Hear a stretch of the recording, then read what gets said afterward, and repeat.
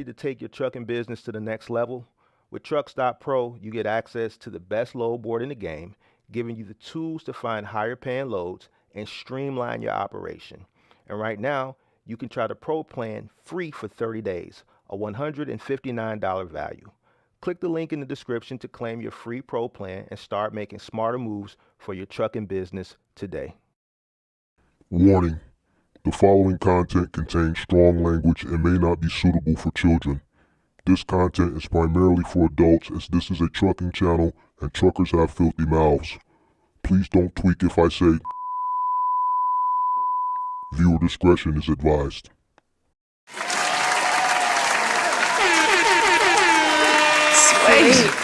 Good afternoon.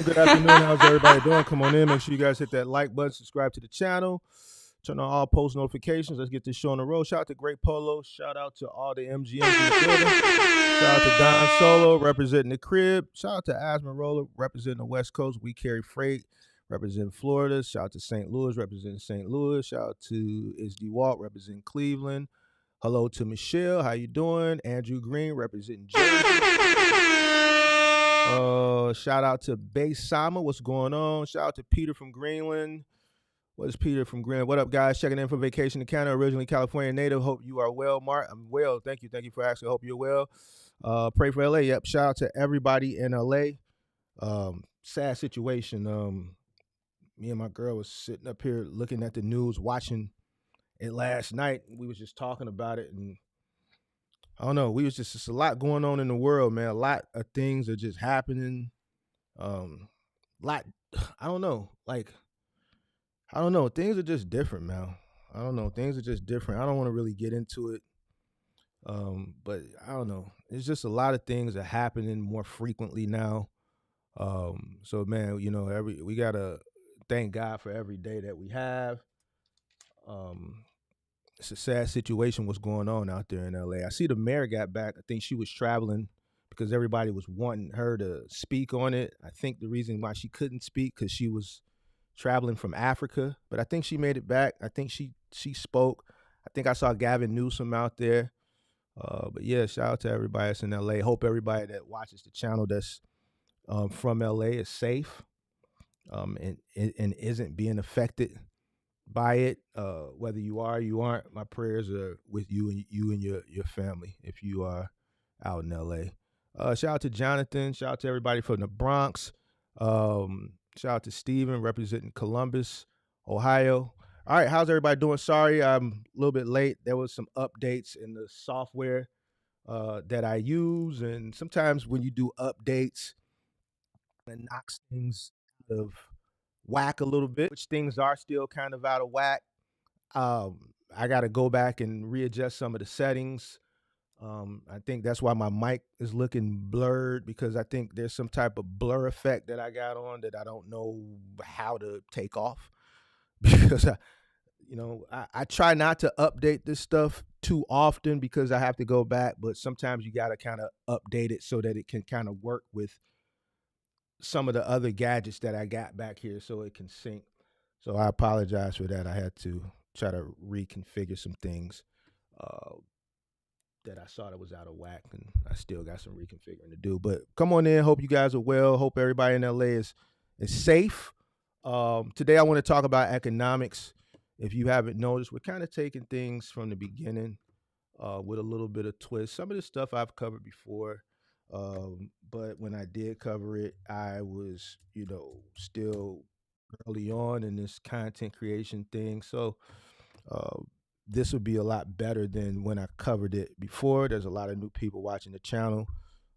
But, people that are tenured may be able to still get some type of value from this as well. All right, so today we want to cover economics, business economics, but I'm going to tailor it as it pertains to box trucking and cargo van. I did not put a poll up today because I was back here tweaking some of the settings. So no poll for today. So come on in, make sure you guys hit that like button. We got about 45, 50 people in here. Let's get this show on the road. So let's talk about, and that's another thing, this pant stylist thing. I still gotta get the hang of writing on this this digital pad with this stylus. All right, so let's talk about economics when it comes to box trucking and cargo van. All right, box trucking. So the first basic thing I think people need to think about when it comes to starting a cargo van and a box truck business. In the beginning phases of your research phase, when you're doing your business plan, is the economic state of the industry, the logistics industry, and the main thing that you should study is going to be supply, oops, and demand. Listen, we've debated this, not debating it anymore because what's known don't need to be explained. If you are in logistics, if you are in the cargo van business, if you are in the box truck business, I don't care what niche you're in. You could be doing Amazon Relay, you could be moving, you could be doing OTR, you could be doing local curbside, you could be doing big and bulky, you could be the driver of a cargo ship with cargo containers. You could be intermodal. It's all based around supply and demand. You're moving goods. The more goods to move, the better opportunity it is for the people that are in the industry, the suppliers. The less goods, the less demand. That means less goods. That means you still have supply, which is going to be you in any niche fighting for less opportunity. And we already know how that goes with the rates, so on and so forth. Supply and demand is very important. It pertains to every single thing, every single niche, cargo van, box truck. You have to understand that. You have to understand that. If you got a specific amount of box trucks in any niche in a specific area and volume is high and everybody's doing good and margins are good due to the volume because the rates are higher, and then those consumers that are keeping that volume up because they're spending money purchasing whatever it is, right? Just something happens within the economy that affects them and they stop buying, and let's say that demand goes down 50%, that's going to affect the supply. There's no way around it. You're going to have that supply that's still there that's fighting for those customers. Let's look at it from, we could look at it from any point. Let's look at it from moving. I have to move. The first thing I do is I go search. Whether I go to Google, I go to Thumbtack, I'm searching. I have to move. I have a plethora of supply to choose from. Out of that plethora of supply, all those suppliers are competing for my business.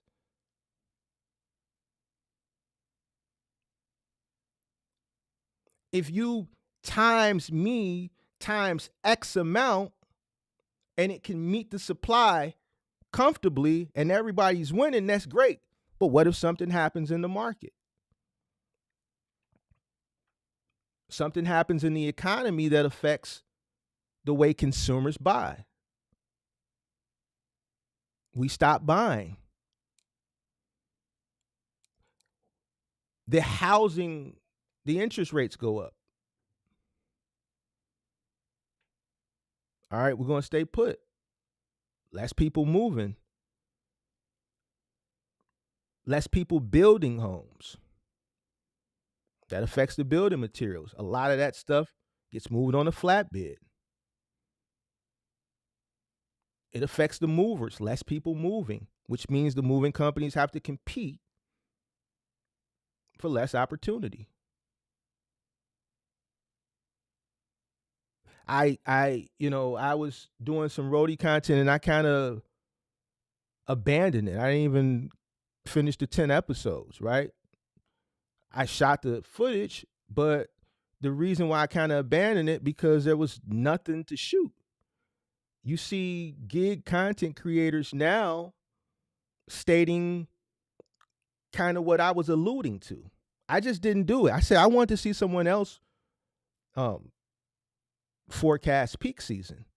Every year when I do it, it gets met with backlash. I always end up being correct, but I wanted to see if someone else would be brave enough to forecast it. And if they were wrong, nobody did it. But now you see the gig tubers. Shout out to Cars and Cribs. I saw Pat Gigtainment. I think I might have saw one other gig tuber say, "Yo, where was peak season? We were out here, there was nothing."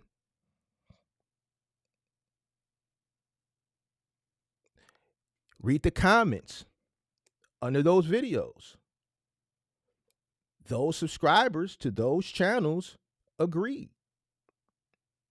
Now, here is a time period where people expect volume to be enormously high. Let's just say high. I don't want to throw any describing words in there. Let's just say high. But here's another year where what older people or people who were in the industry prior to the pandemic traditionally may know what peak season looks like. The people who came in during that specific time, all they know is what it looked like from a pandemic perspective. But once upon a time, you could expect enormous volume during the holiday season. And for some reason, it's not like that anymore. What did the gig apps do? They cut off the waiting list during that time period. So when I hear people say, "Oh, supply and demand doesn't matter," how does it? It proves true every time. What did the gig apps do during the holidays? In October, they opened up the floodgates. All the people that were on waiting lists, they were no longer on waiting lists. That brought in supply. The purpose of the gig apps is to meet the demand for the holiday. Our purpose isn't to enrich you. Our purpose isn't to make sure that the demand is so high that the rates are high so it can suit your fancy. No, our job is to make sure that we get the items to and fro in a time efficient manner. So we're going to open the floodgates of supply. Was there demand there? Yes, there was demand there. But there was also increased supply.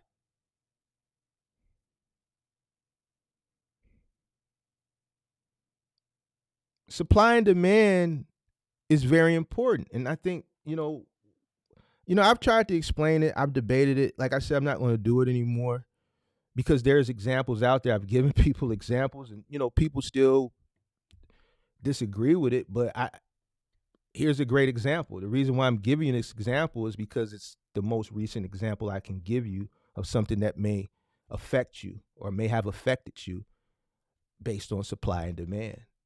People definitely bought stuff. I don't think the volume, it doesn't equate to the pandemic. Of course, I don't even think it equates to what a holiday season, peak season looked like 10 years ago. It's just people's shopping behavior is different now. But there was increased volume. The reason why I think a lot of the gig tubers didn't see it, and which is why they're putting that content out now, in hindsight, looking back, is because of the increased supply. They opened up the floodgates. They opened up the floodgates, and that increased supply, it covered that higher demand to the point where the rates were lowered, and what you expected to see, you didn't see it because it was just getting snatched up right away. So you have to understand supply and demand coming in. You have to understand it. You gotta know that you may have to pivot, you may have to transition, and it's not going to be, like this. Business is like this. It may go up like that, then you may have a drop down like that, then you might have some stability. You may go up a little bit, come down. That's what business is. It's all based on supply and demand. If we get into a situation with a country, it may affect gas prices. If a war breaks out, that may affect things.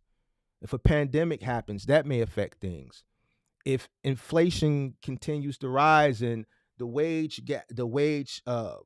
cost of living to wage wages, that gap continues to widen, that's going to affect things. It's going to affect the way people spend money.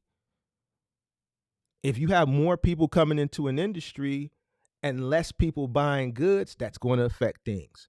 If there's less supply in the industry and increased volume, that's going to affect things positively. So, supply and demand. So, how do you conquer it? Focus on niche things where there's less competition. When I first started creating content, that was, um, if you go back and you watch that content, that was what I was focusing on. And I understand it. Even to today, I understand why people don't want to focus on niche, specialized opportunities, because when you speak on specialty, you speak on more work. And I'm faced with pushback when it comes to that. You want more money? Focus on specialty niches. Specialty comes with more work. There's less competition. Why? The reason why there's less competition is for the same reason you don't want to do it, or people don't want to transition into specialty niches. The reason why there's less competition is the same reason why you don't want to transition into it.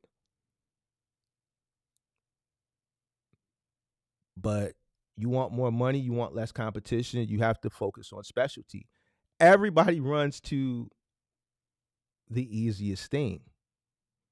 Everybody runs to what's the easiest and has the lowest barrier to entry.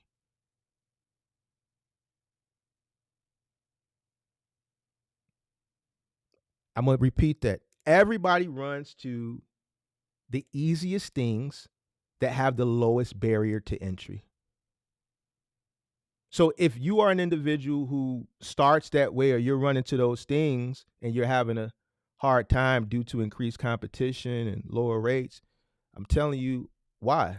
Because you're not the only one. Everybody goes to that. You have to, at some point, make it up in your mind that you want to transition into something higher paying in a specialty niche. If you want to stay in that realm, then you have to compete, which means you have to do things, think outside the box to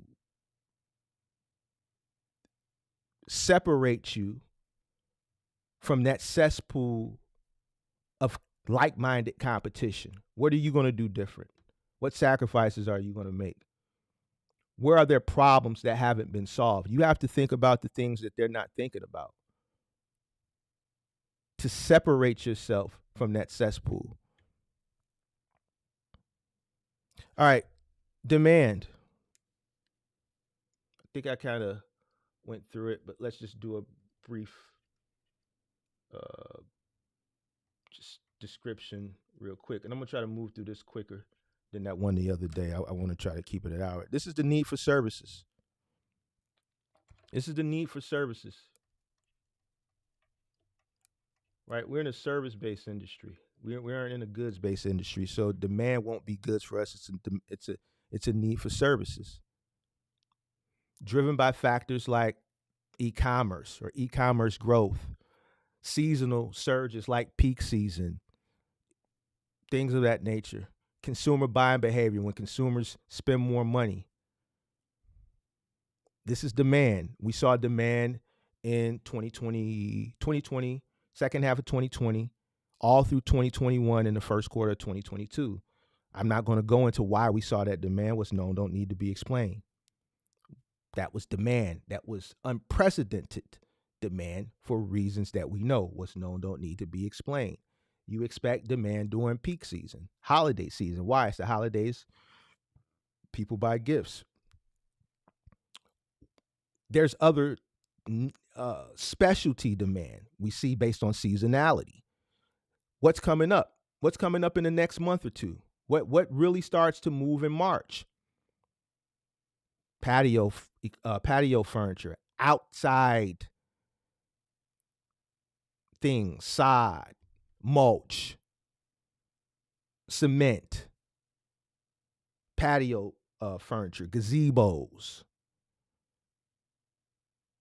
What Home Depot, Lowe's. Why? People are getting their gardens together. People are getting their patios together. You're about to see seasonal demand at Home Depot and Lowe's in the next 2 months.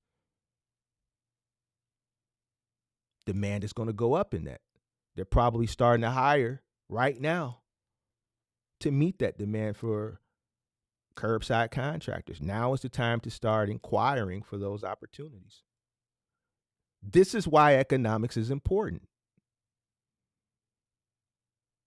Understanding the economics, even from a demand perspective, is going to put you ahead of everyone else who doesn't. Me telling you peak season for Home Depot and Lowe's starts in 2 months, now is the time to start inquiring. If you're looking for something local that pays a good amount and you want to get in for whatever reason, you want to come off the road or whatever, now is the time. You don't want to wait till March. You don't want to wait till April. The ball is already rolling at that point. Understanding economics from a supply and demand perspective is going to put you ahead of the curve. It's going to put you ahead of the competition. All right, that's a gem for demand. Supply.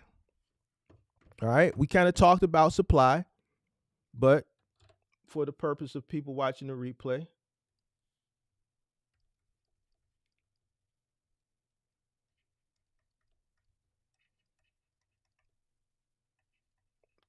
it's going to be the providers. You are the supply. You are the supply, and all your competition is the supply. That's fighting, that's bidding, that's competing to meet the demand, regardless of where the demand is at. More demand, better for the supply. Less demand, worse for the supply. All right? You are the supply, you and all of your competition. All right? Where are we at? We got 67 people in here. All right, let's go cost structure.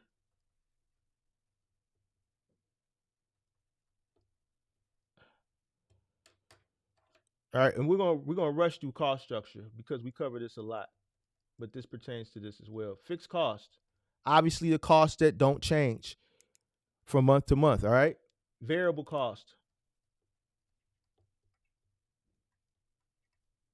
Those are the costs that do change from month to month. All right, this is very instrumental in your business, even from an economical standpoint. It's imperative that you calculate your cost. It's imperative that you calculate your cost.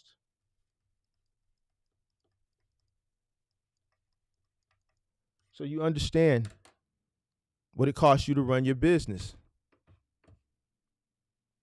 It's imperative that you also know what your competition is charging because you are competing. All right, we're not going to spend too much time on that because we cover that a lot. All right, next.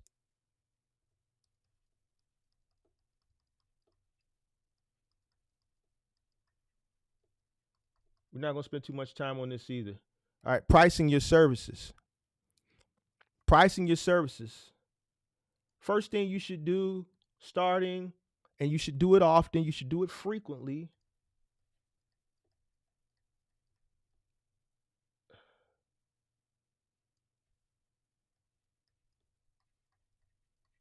Research comps. Research your competitors. See what the competitive pricing is. And then you want to put yourself in a nice little cushion, depending on where you're at in your business. Obviously, if you're starting, you should be charging a premium rate for obvious reasons. All right. You want to put yourself in the market. All right. You're not going to be able to get a stronghold on the market on the new and no one knows you. All right. So you have to insert yourself into the market. And the best way to do that is competitive pricing. You're going to have to charge lower.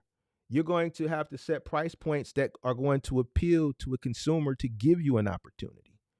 They're not, there's no reviews, there's no referrals that they can get. So you're targeting a specific customer, a customer who's willing to take a chance on a new business. So you have to price yourself accordingly. A good way to do it is by research competitor prices, so you know where to put yourself. A lot of people make that mistake. I've talked to a lot of people that have called in, and I've had to encourage them to lower their cost. And then when they've called back, they saw the floodgates open of more calls, and they won more opportunities. Like if you're charging the same thing that a premium company is charging, of course a person is going to go with the premium company because they know the name, they can research, they can read reviews, they probably know friends and family that have used this company that they can get, you know, you know, personal reviews from. Versus a company they never heard of that's charging the premium rate. They're not going to want to take that risk. It's still a risk for the customer as well, and you have to look at it like that. People want seamless, efficient jobs. They don't want issues, right? So it's a risk, So they're going to go with the person that deems themselves less riskier, or less risky, or less risk. All right. So pricing. First thing you want to do is research your comps. Next thing that you want to do is you're going to add your margin. All right. And you're adding your margin, your profit margin. That's going to be your profit margin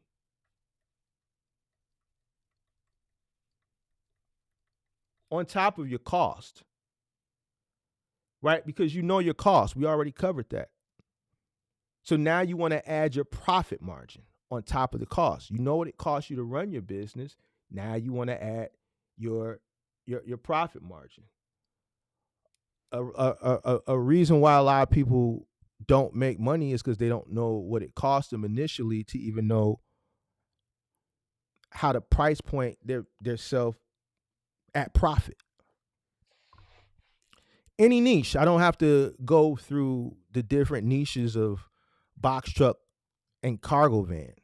This is in any, and if you're creating a business, you're creating it to make money. So you have to know what it costs you to run your business to be able to know how to price point your services at profit. Like a lot of people that we see are pulling prices out of thin air and don't have a formula on how they came up with it. And then you're running, but you don't see any growth. It's probably because you don't know what your margin is. That's due to you not knowing what it's costing you to operate.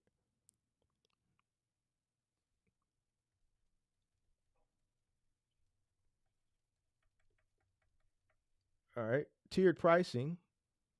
And this is based on services. And this can go in any niche. Tiered pricing. You got your basic flat pricing, but then you have your tiered pricing for additional services. For instance, if you're doing final mile delivery from a big and bulky perspective, there's a few different tiers there. All right. Let's look at it from this. Just to give you an example, then you can correlate this to whatever your specific niche is. Let's look at final mile um, tiered. All right, there's a few different tiers when it comes to this delivery if you want to price it out.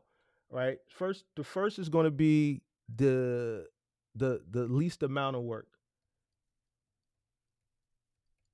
which is going to be curbside. All right, that's obviously dropping it off at the curb, dropping it in the garage, dropping it at the front step. You're not ascending any stairs. It's literally curbside. If you want to literally drop it at the curb, you can. Next, you're going to have threshold. Threshold is unloading it and taking it right past the threshold. So if they want it in the front door, as soon as you cross the threshold in the front door, you drop it there. If they want it in the back door, as soon as you cross the threshold, you drop it right there, wherever the back door leads to it, the kitchen, a back porch, whatever. Threshold. Next is going to be threshold room of choice. Threshold room of choice is you're taking it in the home, you're passing the threshold, and you're putting the items in whatever room that the customer requests. So threshold going into the home, and then whatever room of choice. And then the granddaddy of them all is white glove. The most extensive, the most costly, the most time consuming of them all. All right, so these are the tiers for final mile. And if you're starting a business, you have to price these tiers accordingly. This is where people have an issue at. Each tier going downward should be more expensive because there's more work associated with it. Curbside, the least amount of work. You're taking it off, you're dropping it. Threshold, you're actually lifting it upstairs past the threshold. Threshold room of choice, you're lifting it upstairs through the threshold, squeezing it through the threshold, maneuvering it through the home. You might go through the threshold of the front door. It might be a bi-level home. It might be a dresser. It might be an armoire. So now you have to ascend stairs in the home. More risk associated with that. More liability associated with that. That's why you have to charge more money, because there's more service that's being provided. The higher the risk, the higher the reward. The more you go into a person's home, and we're just using this for an example, you can correlate this in never your specific niche. The more you go into a person's home, the more opportunity for damage. The longer you are in a person's home, the more opportunity for damage. This is why you have to be compensated for it. The higher the risk, the higher the reward. White glove, the granddaddy of them all. Why? Because now you have to go through all these levels, and now you have to stay in this person's house, unbox things, and put things together. What if you're dealing with something that's press wood and you don't use a driver drill, you use an impact drill? It happens. It happens. And you don't finesse that trigger and you drive that screw into that, let's say, baby crib or to that dresser or to that bed frame, and it's not real wood, it's press wood, and you split it. It's no good now. You break it, you bought it. And here's the thing, you're there doing a good deed, you're doing your job, but because it's press wood and you use an impact drill instead of a driver drill and was more power and you didn't finesse that drill, you cracked it. You got one of those customers that's standing over your shoulder throughout the whole process. So you can't finesse it. You can't get no wood glue, a little furniture marker, a peg. You can't finesse it.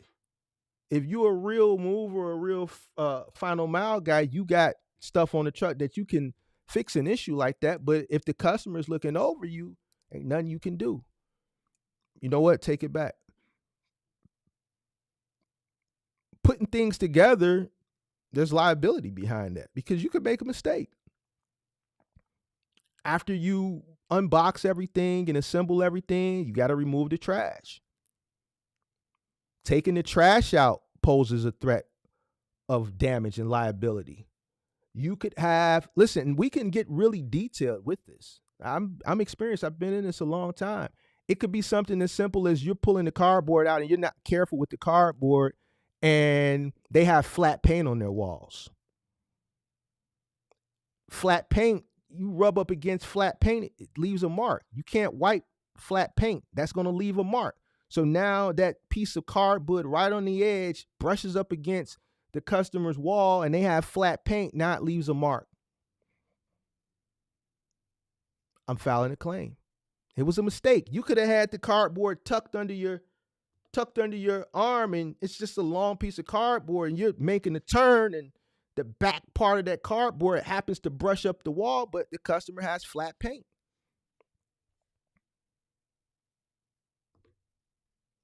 And they're watching you. They know they got flat paint, so they know they can't just go take a rag and wipe it because that's going to make it worse. Got a claim. Simple mistake.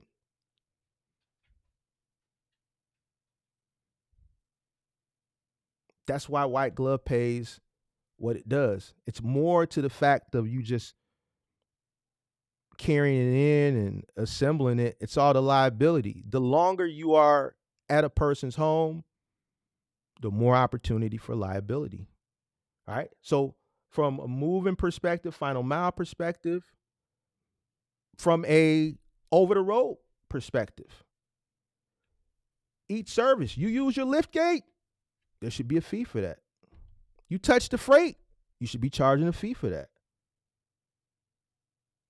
With moving long carries, there's a fee for that. Stairs above a certain flight, depending on the company, normally we do anything over 3 flights. There's a fee for that. There's a fee for each additional flight. Believe it or not, people buy things, they don't do any measurements. You gotta understand, people that hire service providers in this industry, they're not the professional. You are. So they'll go to a store and they'll see a couch that is a traditional couch, a contemporary couch that's, made with today in mind. But they may live in a building that was built in 1920. We got a lot of that here in Chicago. You got buildings that were built in the early 1900s, late 1800s, where furniture wasn't as big and bulky as it is today. And a lot of this furniture may not fit into a traditional 2-flat that was built here in 1910, 1920.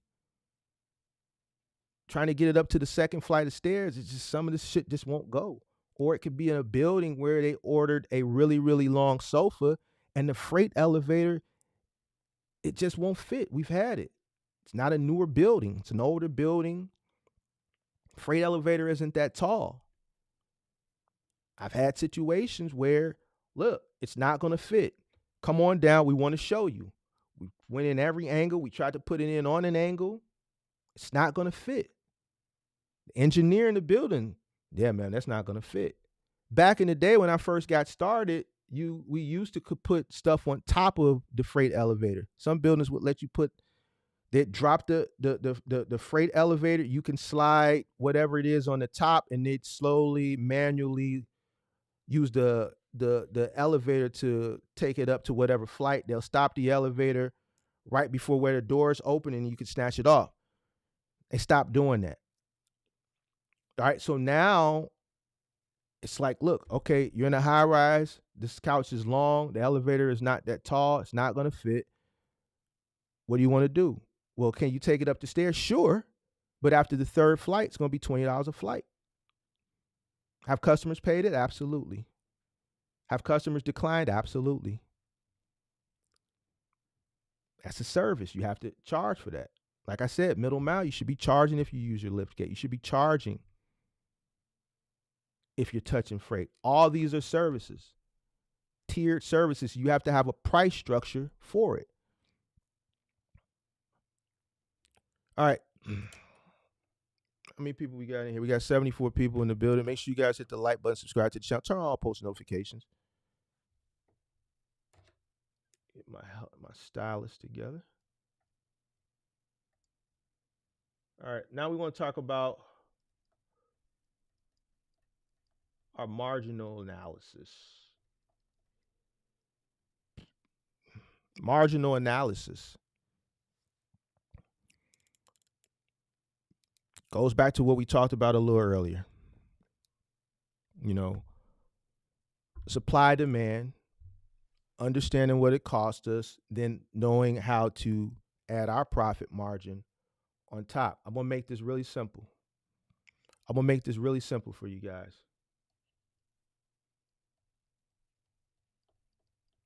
Shout out to Paul. Shout out to, who's that? Paul Smith in the building.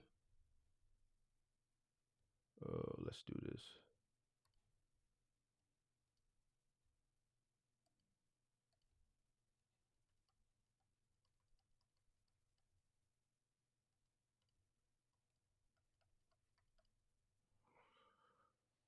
Revenue. All right. This sign right here, greater than. All right. That sign right there is a greater than sign. All right.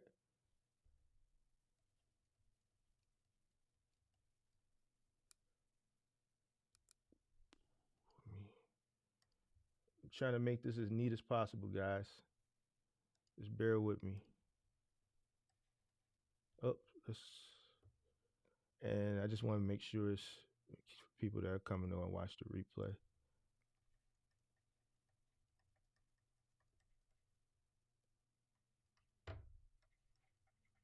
All right. That is a less than sign. Revenue greater than additional cost, revenue less than additional cost. If revenue is greater than additional cost, take the job. If revenue is less than additional cost, decline the job. Simple as that.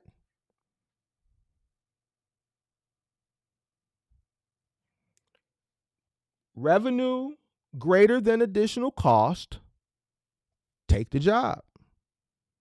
Revenue less than additional cost, don't take the job. The trick for the people, because I understand, we had some recent content in December, and some people said, "Oh, you got to dumb stuff down and stop using big words." Listen, you got to know this stuff if you want to be in business. You got to know math. You got to know words like, uh, what were the things we were arguing last month? Cash flow and allotment, things like that. But these signs, all right, I'm gonna give you a trick. The difference between the greater than and less than sign, remember less starts with an L. So the opening is this way, and if you turn it upside, it looks like an L. This is how you know it's less than.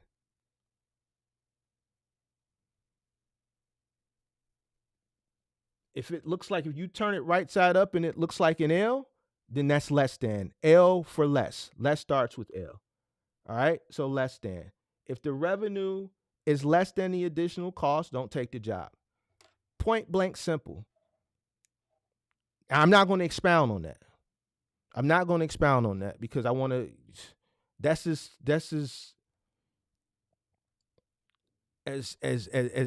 basic as I'm going to go.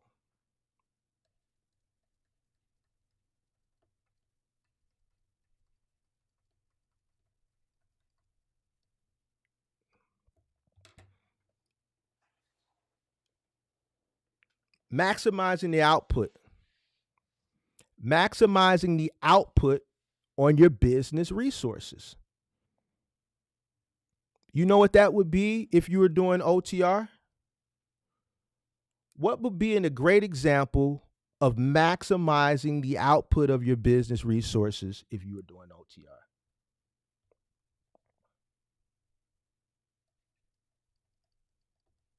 Let's get some user engagement.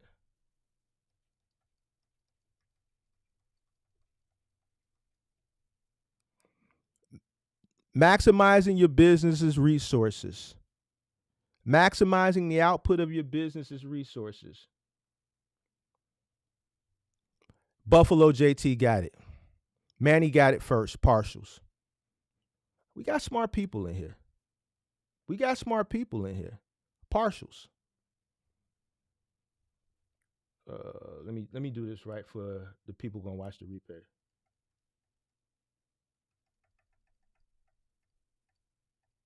Oops. Give me 1 second, y'all.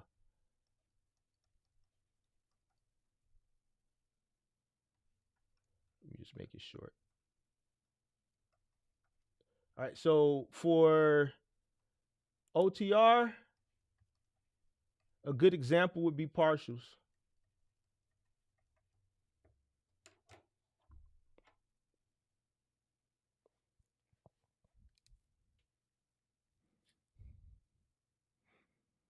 Combine smaller jobs into one route. Reduce deadhead. Economic efficiency.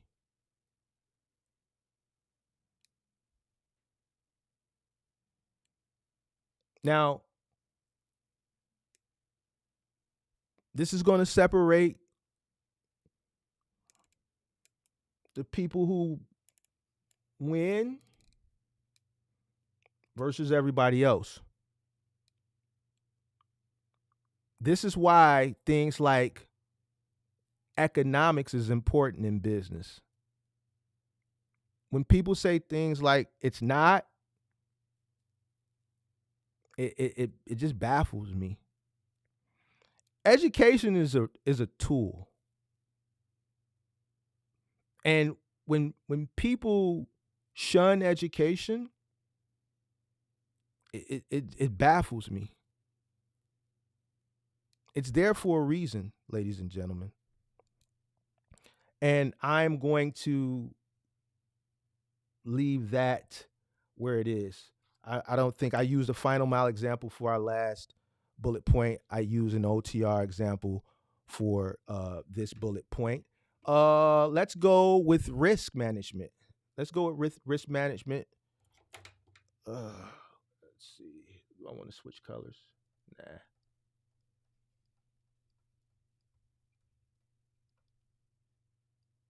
Bloop. Let's go with risk management.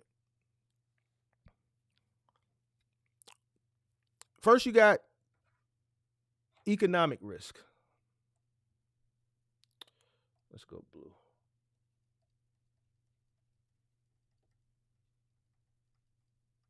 You got economic risk. What are some examples of economic risk? What are some examples of economic risk?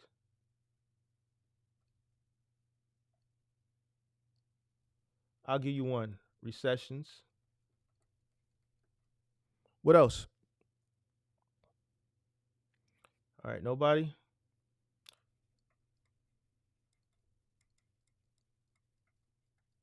Market downturns for whatever reason.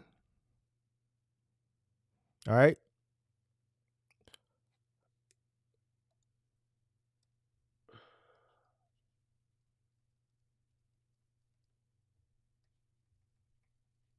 Operational risk. What's some examples of operational risk?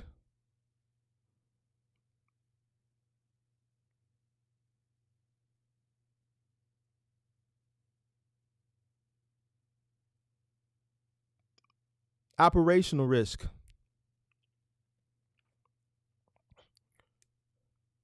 Manny, diesel prices would be an operational risk. So fuel prices, Manny, diesel prices wouldn't be economic risk. That would be operational. So fuel prices and let's say breakdowns.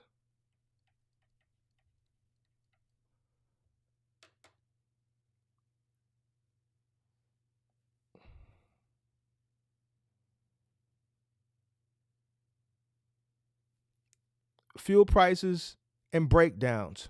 All right. Now let's cover loss of contract, operational risk, insurance, operational risk, equipment failure.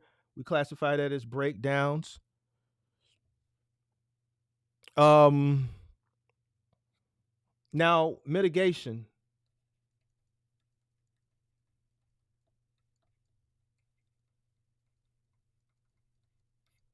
Mitigation strategies. How are we going to mitigate this? How are we going to mitigate it? All right. Economical downturns, recessions. What do we do to mitigate that risk? What do we do to mitigate that risk, guys? Come on. What do we do to mitigate that risk? What do we do to mitigate the economic risk?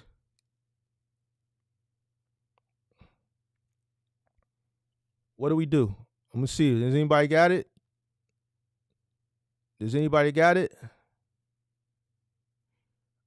I'm gonna give you a clue. Starts with a D. Diversify your customer base.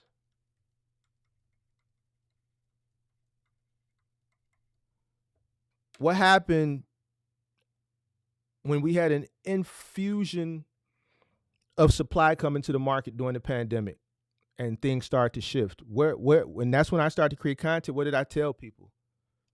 Diversify, transition into something that wasn't necessarily affected by the overabundance of volume decreasing in that specific niche. Diversify, go into something that isn't affected by that. All right, listen, you are making a ton of money moving goods. All right, maybe you should transition your service to goods business to service. More work, increased pay, specialty. If you're moving goods and people are spending less money on goods, but you see people are spending more money on service, maybe transition over to service.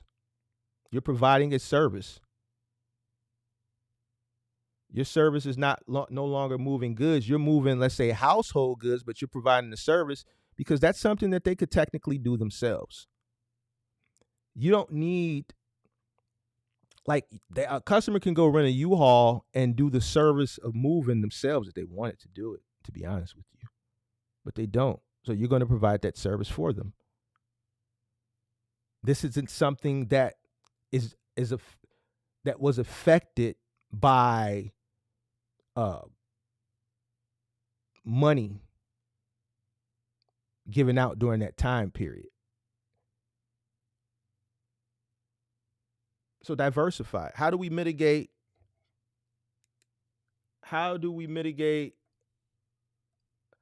operational risk? How do we mitigate operational risk? How do we mitigate operational risk? Let's see if somebody gets it. How do we mitigate operational risk? Savings. So let's say build a fund. Build an emergency fund. Cash flow, working capital, so on, so forth. All right, so that's how we mitigate our risk. Understanding risk coming into business is important. I had a conversation with a young man last night, and I was trying to explain that to him. He just didn't understand. Matter of fact, like, I think last month, my content was based on trying to explain the risk associated, and I think I was misunderstood. So, there's risk associated with anything, but you want to mitigate your risk as much as possible. You want to have a plan to mitigate your risk. Me personally, I don't think there's nothing wrong with mitigating. I think you should mitigate your risk. So, I'm gonna leave that there. All right, we just doing it surface level. We just going surface level with a little bit of sauce. With a little bit of sauce, not too much sauce. We ain't gonna overdo the sauce. Okay. Every decision you make in business should come with the opportunity cost. Can't win them all. If you take a load, you're going to miss another one. That's just business. Everything you do in business is going to come with an opportunity cost. And guess what? You could take a load and you could miss another one that could be potentially more lucrative. That's the cost of doing business. So, you know what you do? What color should we go? We're going to go with green because we talking about money. Green is for the money. Gold is for the honey. All right.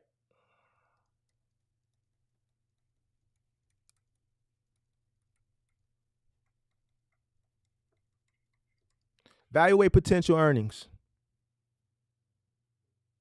Evaluate potential earnings and costs. For jobs.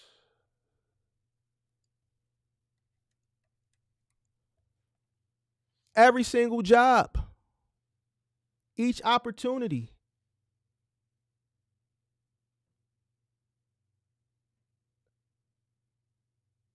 If it's something outside the typical scope of work where you have to price it accordingly, then you have to evaluate the potential earnings and the cost.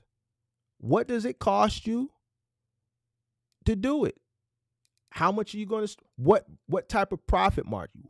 20%, 30% on top of the cost.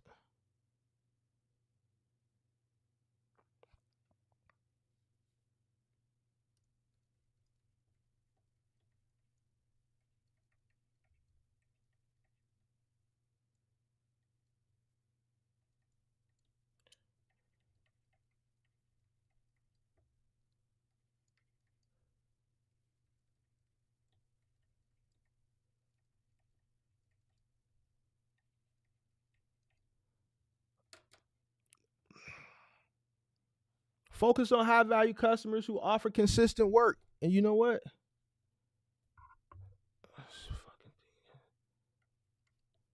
And pay well.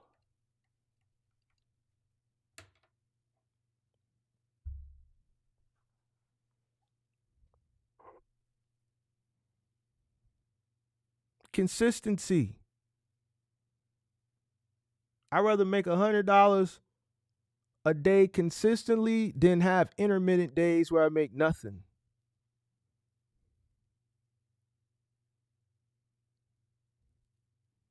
Find customers who have work.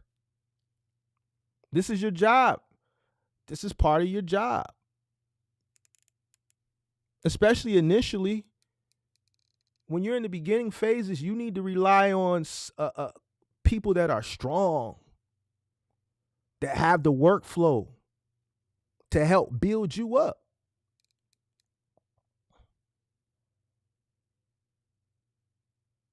You need to partner with people and companies that are high value, that have the workflow, they can offer you consistent work, and they pay well. Now, when I say well, it doesn't mean they're going to drop a bag on you. It means that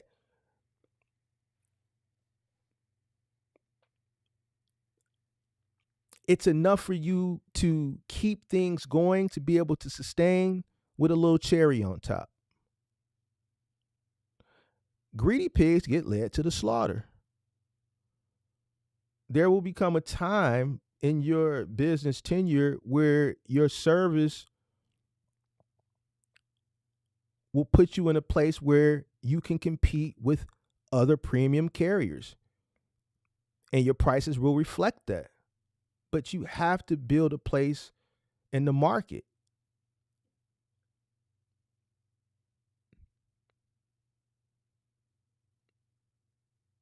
Know what the opportunity cost. Have a price structure, a profit margin that you can add on top. How much is each job going to cost you? You know what that relates to? Customer acquisition. How much is it going to cost to obtain this customer and to complete this job?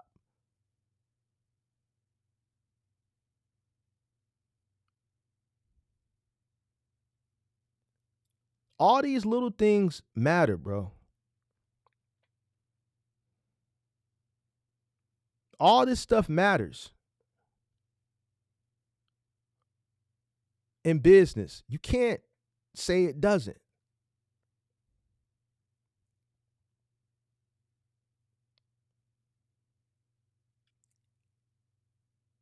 It costs to acquire a customer. That's why it's called customer acquisition.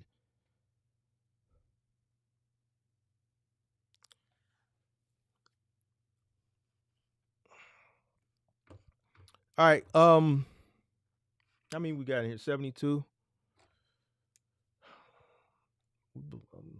Where are we at with it? Are we at? We have an hour. All right. All right. Everybody's favorite word. Scalability. Mark, I want to scale. I want to scale. Help me. Help me scale, Mark, please. Help me. Help me, Lord, help me. Help me. Come on, thing. Help me scale, Mark. What do? You already know how Mark going to tell you as far as scaling. And a lot of people don't like it. Start small. I ain't going to say nothing different because it's 2025. Scaling means growing. It don't mean start my business and first day scale. Start small.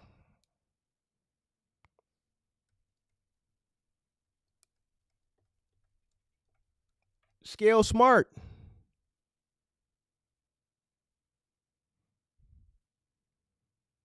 Invest in another vehicle when the business permits. If you don't have business to profit from the first truck you got, or you haven't figured out how to profit from your first truck, now is not the time to scale.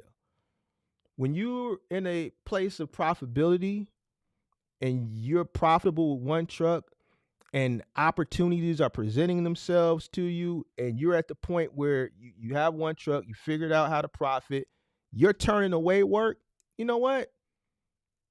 Those are signals that it's time to scale. And guess who's going to pay for the scale? Shouldn't be you. If you're having to dig back into your pocket to scale, that means your business isn't profitable. Your business should be building the business, not you. You already made your initial investment.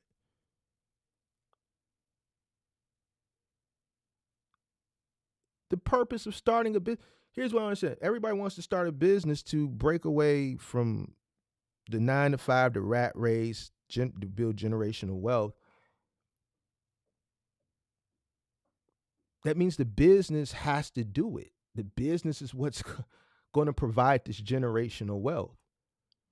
The business should grow the business, meaning that first truck should acquire the second truck. If you're having to reach back in your pocket, that means it's probably not time. And that's just the truth of the matter. That first truck should have recouped, and it should be able to have enough coming in to reinvest into truck 2. And then that cycle should repeat. So on and so forth. The business should sustain on its own.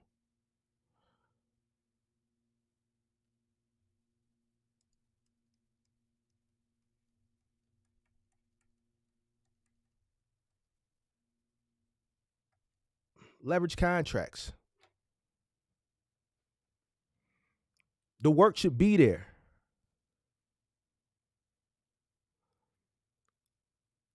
The work should be there. The opportunity should be there. If all the stars align, profitability, opportunity, it's time to scale. You don't go get a truck, park it, then go look for work.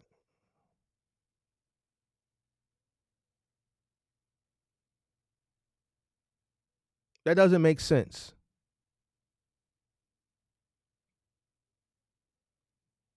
You go get a truck, that truck should be ready to run within the first 2 days, if not the same day, depending on the state and the process you got to go through.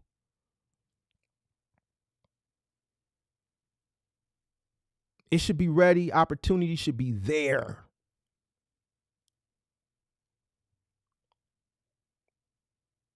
We see people all the time come up. The guy just came up the other day, Dante, second truck. He said it. He said, "You were right, Mark."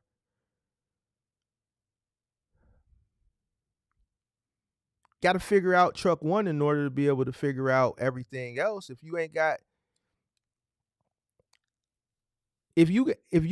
your place in order, how can you take care of another place? If your home ain't in order, how can you take care of another home? If one truck ain't where you need it to be, then two trucks ain't gonna force it. The whole, well, I'm gonna get a second truck, so that should be profitable. I still have yet to figure out where that mindset comes from. I don't know. I don't get it. Start small, be patient, work your way up. This industry ain't going nowhere. It's not going anywhere.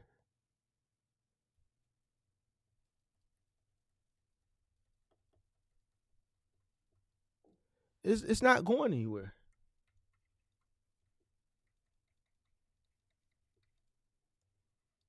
Economic trends and market forces. All right.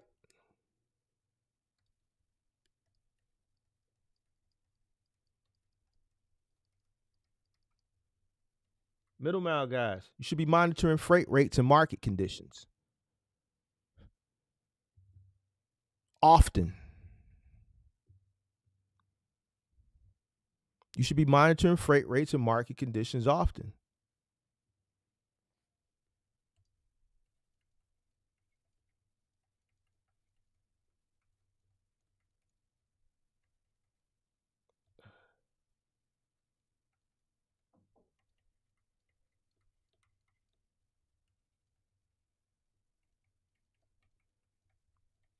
Adjust your strategy based on market trends, inflation, drivers.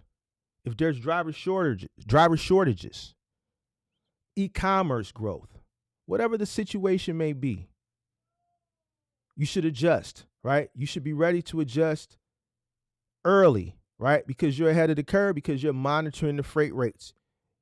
You're paying attention. You know what's coming. If you were in business during the pandemic, smart individual who understands economics would have known and should have known, and the ones who did know, yo, this ain't gonna last forever. All right, the gravy train is gonna come to an end. So let me start socking some of this money away, because when it comes down, it's gonna come down hard. There are a bunch of new people into this market, which are my competitors. So guess what? Because of that, the rates are gonna come down. Let me prepare for that.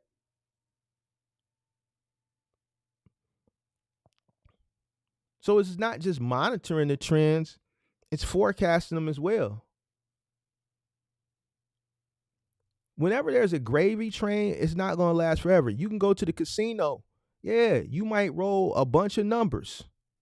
You think you're going to roll numbers all night? Not only you hitting all your points, you hitting the 6-8.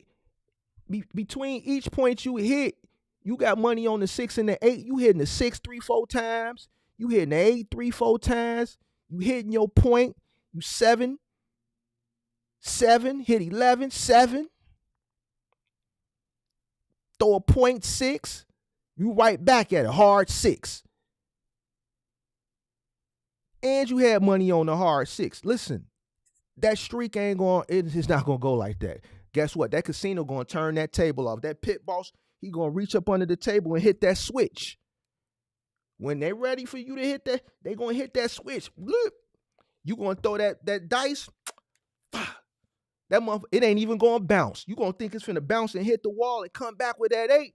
You threw that dice and hit the damn table, and it just stopped. You on a roll. You thinking you finna hit that hard 8, your 0.8. You throw that dice. You thinking it's it. Bop. 7 out. Everybody else, they get a point, right back, 7 out. Point, right back, 7 out. Point, right back, 7 out. You could be on a three shoe winning streak on the blackjack table. When they ready to turn it off, dealer's face card showing up. Don't worry about it. Flip it up. Got an ace underneath 21. Let me get all of that.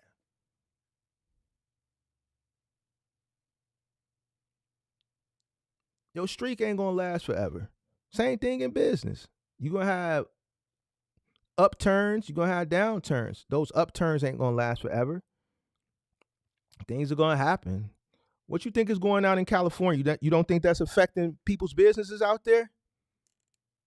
It's a great example. It's an unfortunate situation, but let's look at it from a business perspective.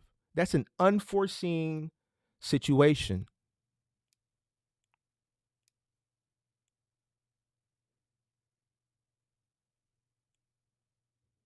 You have to be prepared for it. We don't know what's going to happen. You could be in a market where you're having a business in trucking, like one of these markets in the lower Midwest or on the East that got hit with snow.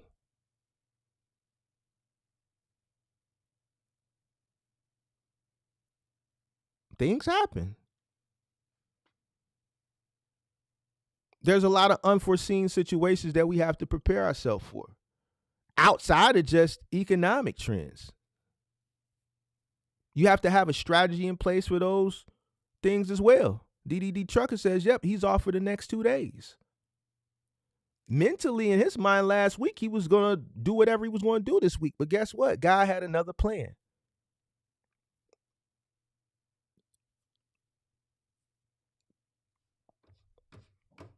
It's business. You have to be prepared.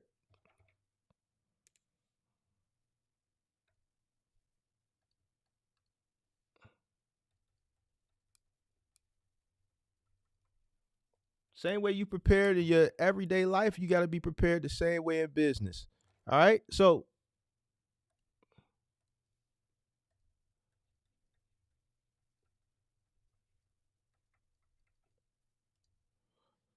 understand our costs, right?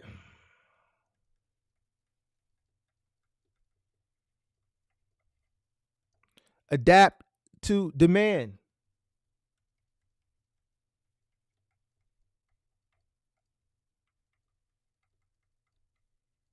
Focus on efficiency, right?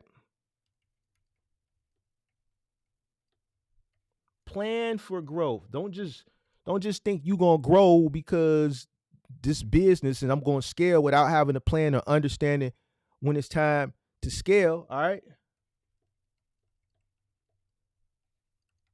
Monitor risk. Basic economics 101 for logistics. I tailored it specifically for box trucking and cargo van. It is what it is. Real surface level. Back to the basics. Listen. All the advanced stuff, we're gonna get there, but we gotta weed out the what you call it. Few announcements before I get out of here. Call-in show. We're changing the call-in show up. I'm gonna put up something for people that want to come on the call-in show, but it's gonna be pre-scheduled guest. It won't be public anymore. Pay-per-view. All right. Listen. Pay-per-view, meaning call-in show is going to be a members-only show now. Tier 1, $2.99. So it's going to be members only from here on out. It's only going to be members only content. As far as the live stream, when we do it, it's going to be live still from a members only perspective. There we go. Somebody was going to get upset. So don't worry about it. I knew somebody was going to get mad and hit the thumbs down. So it's going to be pay-per-view. So since people have an issue with it, no problem. We'll take it off the air, but we'll put it on the air for the people who appreciate that value. All right, no problem. So it's going to be pay-per-view. One person is mad already. The clips are going to be members only going forward as well. Since people have an issue with it, no problem. We'll just put it in the members only. So I hope that appeases everybody. I hope that makes people happy. The people who don't like it, now they're mad that I'm taking it away. See what I'm saying? If you want to hate, now you got to pay to hate. No problem. Don't get mad that I'm taking it away. You was mad and said I was undermining people and things like that. Here we go. But guess what? You're going to pay to hate now. Keep hitting the dislike button. Just come pay to get mad and say it. No problem. So the call-in show, pre-scheduled guests, members only. Clips, members only. From here on out. Live stream content, educational.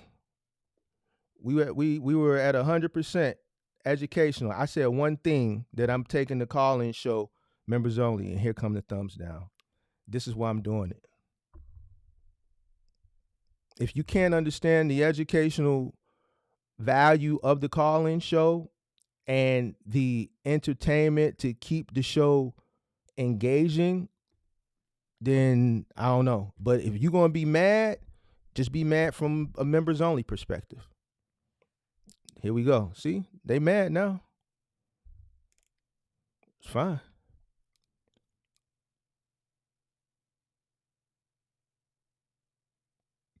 Do guests have to be a paid member? No. And we're not even doing it on the top tier. It's on the bottom tier. What is it, $2.99? We're doing it on the bottom tier, $2.99. So we're not trying to we just taking it there. That's all. Listen, you get mad, but you're gonna get mad from a $3 perspective. And that's just gonna be the bottom line. So whole live stream, I had great positive engagement. As soon as I said I was gonna do that, here come the thumbs down. Don't get mad.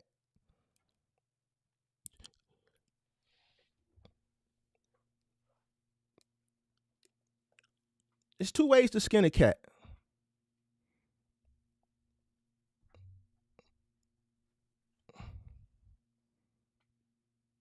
So starting this week, probably as early as today or tomorrow, the content that's already up, I'm not gonna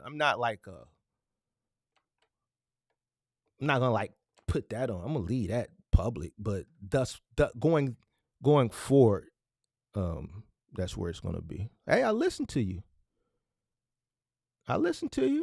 and I hear you.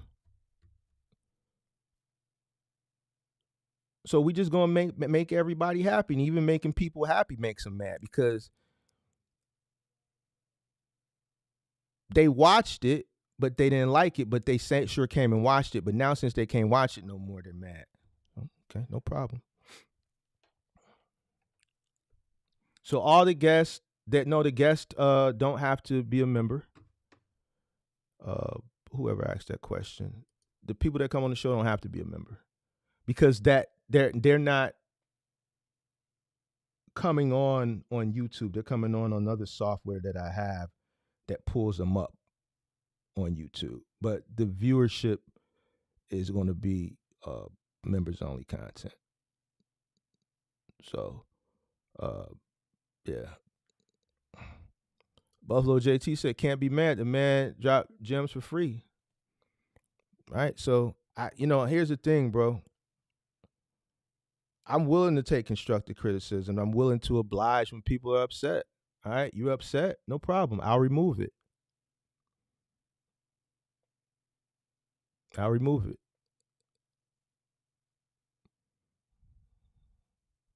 No problem. And guess what?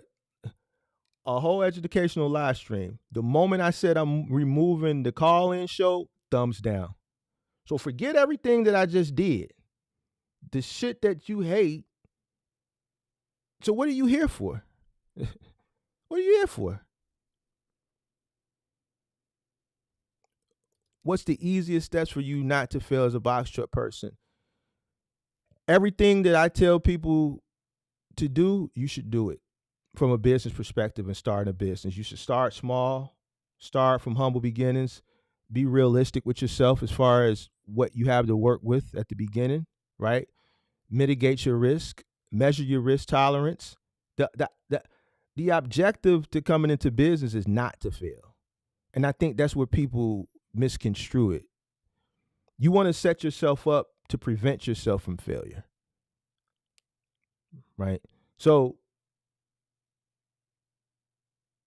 everything that I tell people to do, it seems like it may be the longer road, but it's the more steady, stable road, and it gives you more of a fighting chance, and it raises your probability of success more than failure. You know, when you come into a business struggling, right, because you don't have the tools that you need to fight at the beginning, it's tough. So I encourage people not to put themselves in that position. If you start small, start with what you have and work your way up, it's better. I think that's the number one thing that I could tell a person to prevent them from failing. Start small and grow. Takes more time, but it's the safer bet, safer journey. I don't want you to fail. I want you to win. That's why I give free information. I'm not a gatekeeper. I don't really care. But, you know, I think that's the best information I can give to a new person. Am I still doing investments on that tier? Not at the moment. A lot of people want me to, but the market is too volatile right now. When I do that type of content, it's during a time period where uh, less people can fail. So basically, the way I present that content is I tell people what I'm doing, but I also understand the influence that I have. And my risk tolerance may be a little bit different from a person I may have influence over. So during a volatile market such as now, it's me having a moral compass. It's not the time to present that type of content, because I may say I'm doing something and then you may go do it, but guess what? I may not stream for 2 days and I may get a 2% bump the next day and remove myself from that investment, but I don't stream for a day or two and you don't. And then something happens and that particular investment goes crashing down, and I come back on 4 days later and you're like, man, I heard you talk about you were in this and I got into it and now I lost this, then, and third. I'm like, well, shit, I sold the next day. I took that little 3% bump and I moved that money around.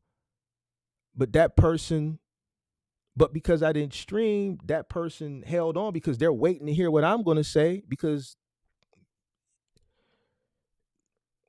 they're just not well versed, and now they're in the red. Market's too volatile right now. So I'm conscious of my influence. That type of content is really, I don't want to say it's hard to do, but you have to be mindful of the viewers. So it's just too volatile right now. It's too much going on, and it's hard to predict. The guys who look at me, Kevin, he's been on an apology spree 2 or 3 times. And he's a well-respected guy that does make good calls, but look, last year he had to apologize 2 or 3 times, even recent.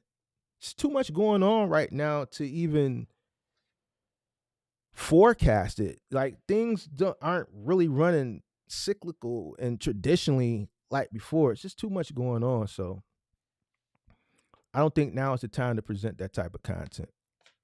You know what I'm saying?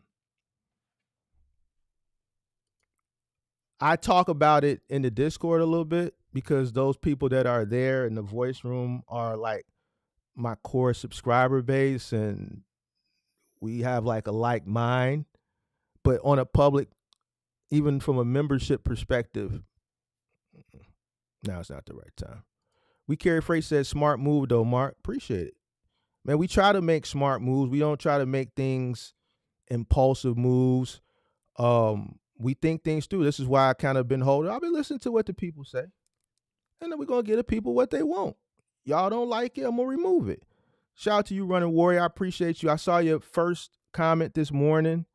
Yeah, I'm doing well. Yesterday, my mother had an outpatient surgery, so I had to have her there very, very early in the morning and sit there with her throughout the day. So that's why I didn't stream yesterday. But I appreciate you noticing the fact that I didn't stream yesterday, and you came into the comment section and checked on me. I appreciate that. But yeah, I had to take my mother to an outpatient surgery, so I was focusing on that yesterday. Thank God that I'm able to even do that and be available whenever she needs that. Parents are getting older. You know, the older you get, obviously the older your parents get, and the older you get, the older your parents get, I should say, you know, the time comes that we got to take care of our parents. So I'm thankful and I'm blessed that I'm in a position that when she needs me, it's like I don't have to figure anything out. It's just let me know when you need me and I'm there.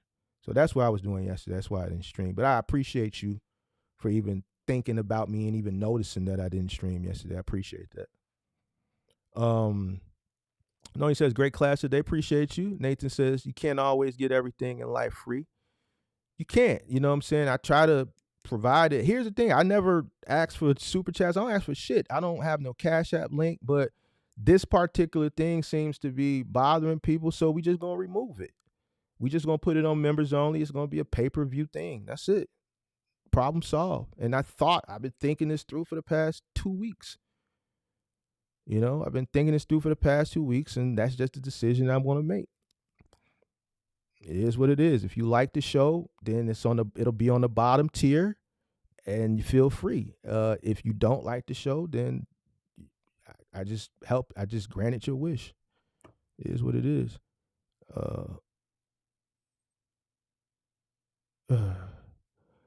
Statistics say when you pay for something, your chances of actually doing and succeeding is greater. You can't get mad for learning how to fish for $3. Yeah, and the call-in show is just it's an educational show with a little bit of entertainment. That's it.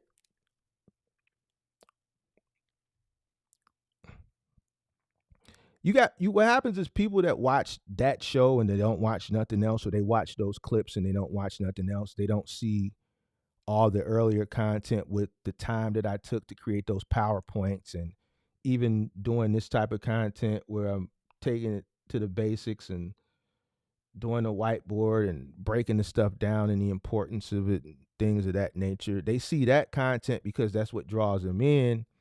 And what happens is that's what they base the individual on, and they don't understand the direction of that content.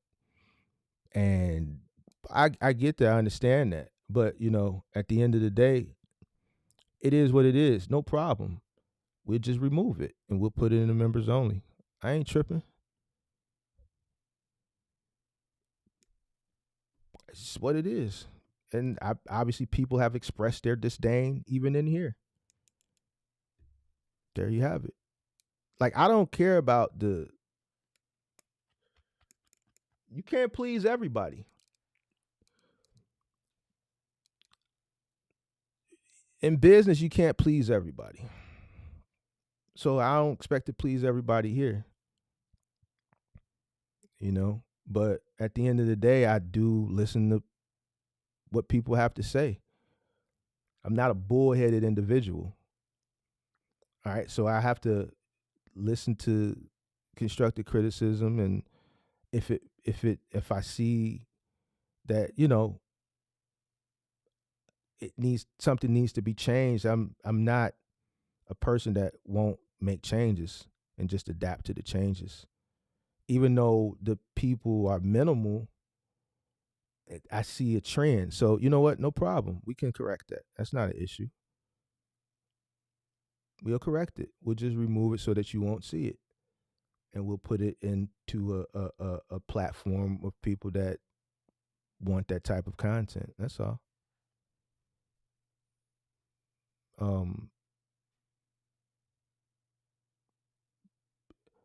Shout out to Jason Rowland. Appreciate that super chat. I'm sorry. Sweet. Excellent members only decision for the call-in show. You bring the best value online. You share real life experiences that straight up works in the real world. And how do I get access to the altcoin info in the Discord? You gotta go back and watch those live streams from late last year. Wait, we're in 2025 now.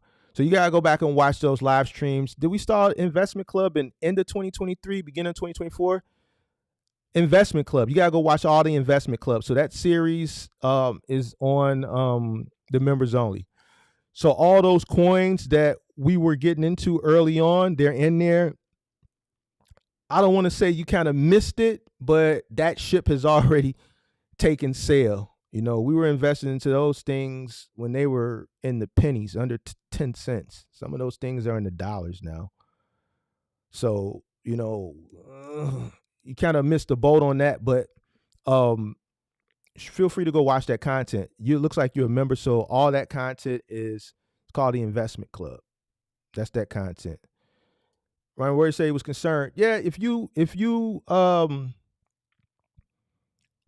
yeah, I appreciate your concern. Yeah, it was just an outpatient surgery for my OG. Yeah, she's good, man. I appreciate you asking.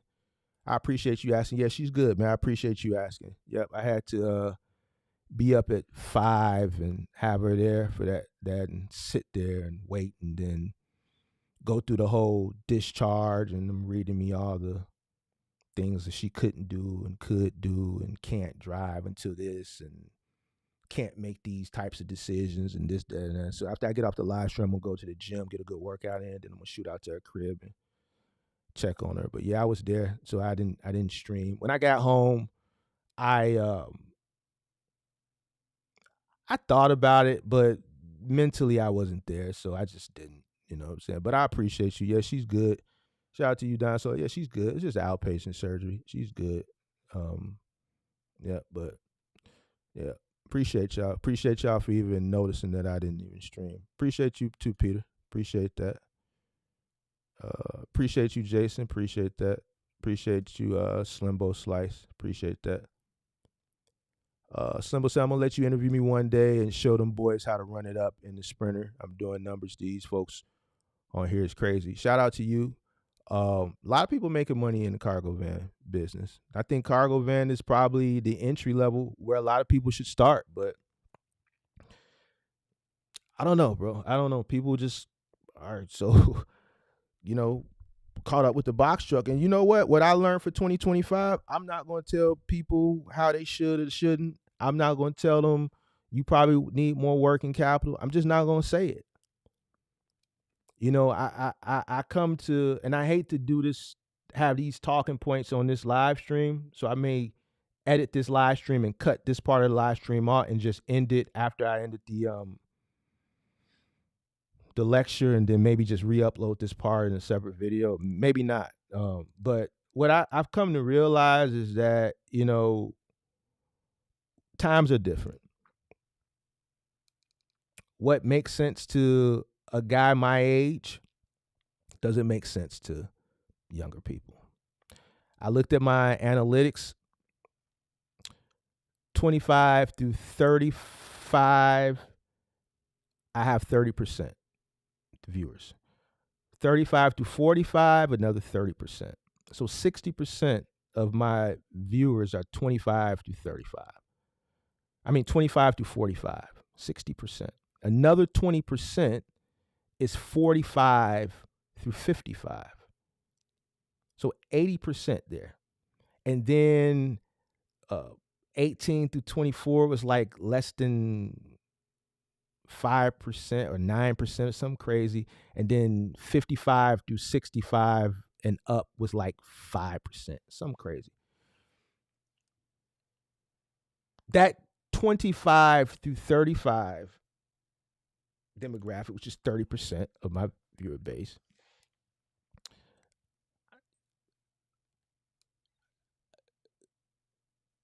they may seek value from my information because they all say the same thing. You got great information. Like, no one knocks my information and my knowledge. It's always that call-in show, right? So, but where I think the disconnect is when it comes to life experiences, wisdom, and just being from different generations and understanding the importance of a roof over your head and things that are more important. When you're measuring your risk tolerance, there's things that weigh more heavily from a person from my generation than a person from their generation. And what I realize is that I'm not going to continue to try to beat it into people's heads. What really was the final straw for me was I talked to Daniel last night. Daniel creates content, and his channel popped up on someone's feed, and he was on a rant, and he said out of all the people he watched on YouTube, even bigger influencers, you remember Daniel, he watches big influencers. He said the most influential to me as far as mentorship is a guy named Mark the Mentor. Really humbling. There's guys that got millions of subscribers that he watches, that he said he watched. He talked about the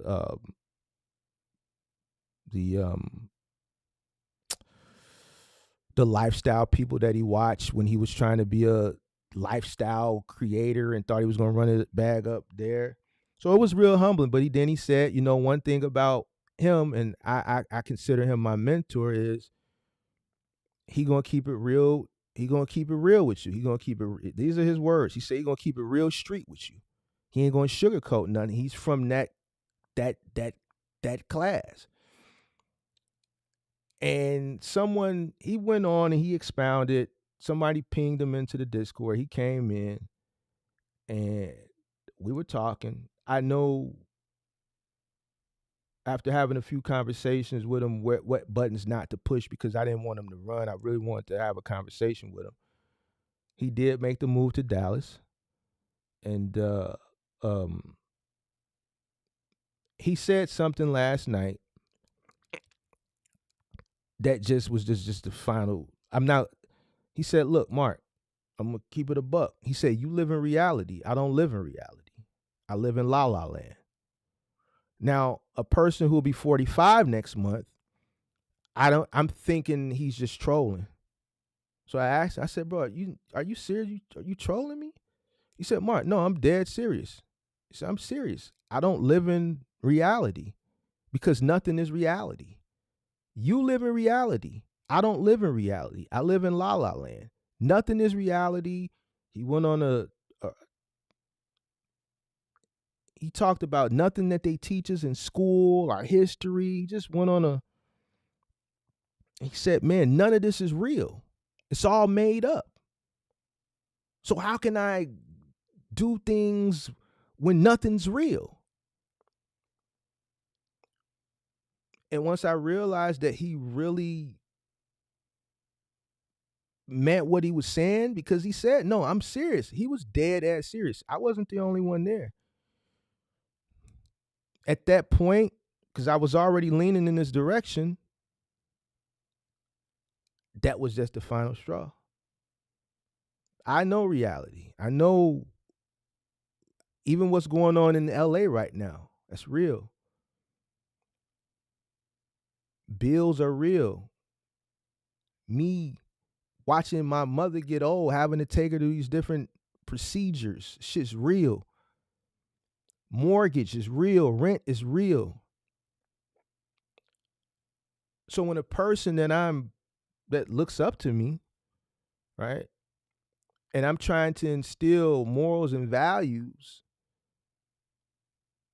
and just understanding on how to go about things the right way, I get it now. I get it why I get the pushback on starting small. I get it why I get the pushback on, you know what, you don't got enough working capital. Get a job, save up. I get it. And it's sad. Reality to me and my generation isn't reality to them. For a person to tell me that, it was I don't know. I don't even know how to take it. So that was the final straw for me. How can you educate someone or help somebody that said something like that? I don't live in La La Land. I take things serious. I'm not living on a whim. I understand that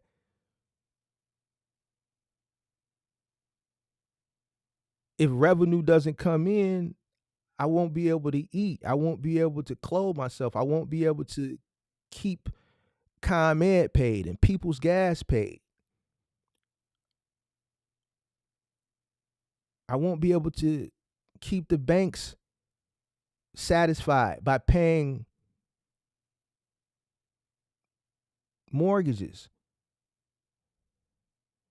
I won't be able to keep United Health satisfied and Delta Dental satisfied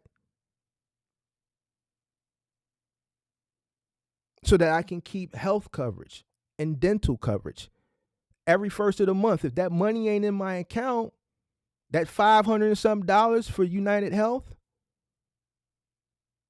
guess what? They're going to cut me off. I'm getting older.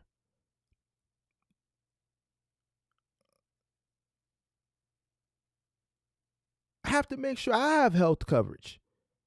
To me, that's reality. So when a person from that generation says that, and they're continuing to do things that I don't think are beneficial for growth or for success, I realize I see why. I see why. I don't even know how to take it. A person tells you they don't live in reality and they're dead serious. They live in la la land because nothing is real. Everything is made up. And, shout out to him. Nothing against him. I'm not dissing him. I'm just talking about an experience that I had that, also helped me to make a decision. What do I say? Like, what do I say to some shit like that? I don't. But that helped me understand things. Everybody that feels a type of way are all in that same category, age category, and mindset.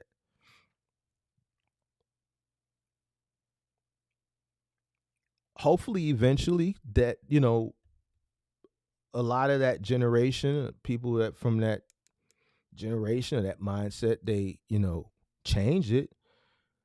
Hopefully there's no unforeseen or no detrimental situations that have to occur for an individual to change their mindset. But I can't create reality or speak from reality when people say, well, I'm sorry. I don't know what to say. Shout out to you. Appreciate you, Jason. Box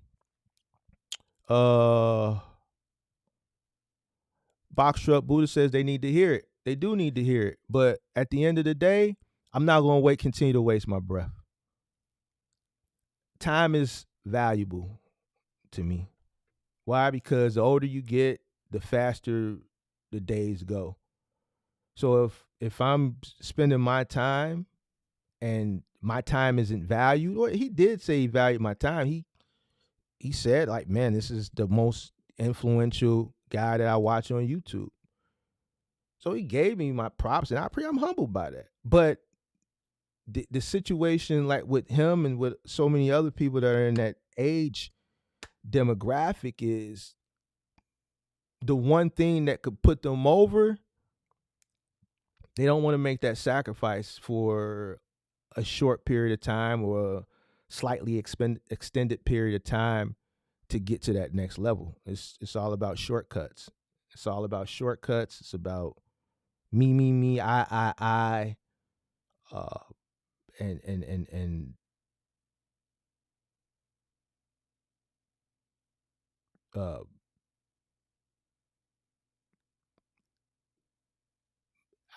I don't even know, bro. I can't even, when a person tells you they don't live in reality and they mean that shit, like, I don't know, bro. I really don't know. But at the end of the day, like, I can't create la la land. I'm not in the la la land. I understand the consequences of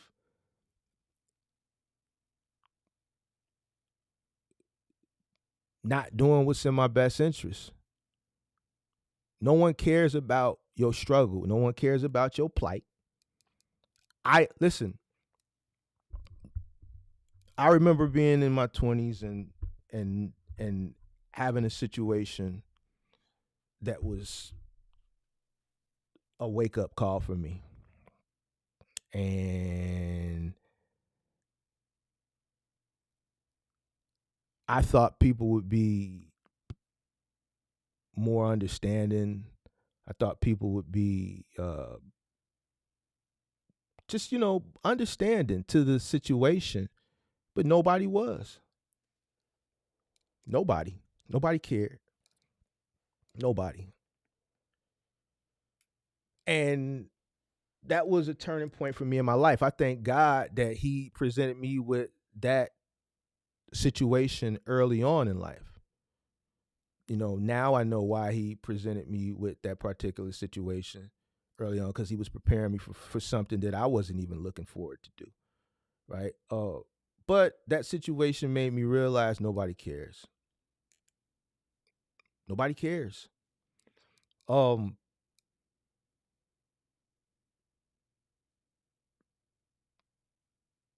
which made me a stronger person, because now everything I do, every decision that I make, I keep that in mind.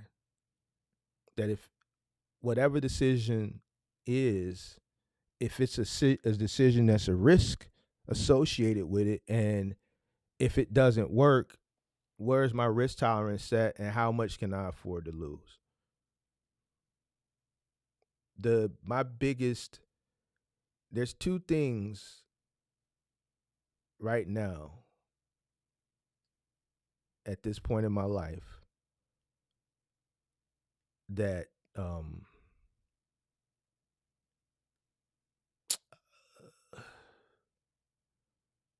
and I don't even want to speak on it, because you got people that out there, you tell people certain things, they'll prey on that stuff. But there's some things, and I'm not going to say what, and there's two things. Well, one of the things is, like, the last thing I want to do is not have like a roof over my head. So me personally, I'll tell you that one, I'll never at this point in my life do anything and take any risk that's going to jeopardize me having a roof over my head. Period. Talking to him last night, I realized that his generation doesn't care. When I put it into further context, that's why you have a whole culture of people called van life.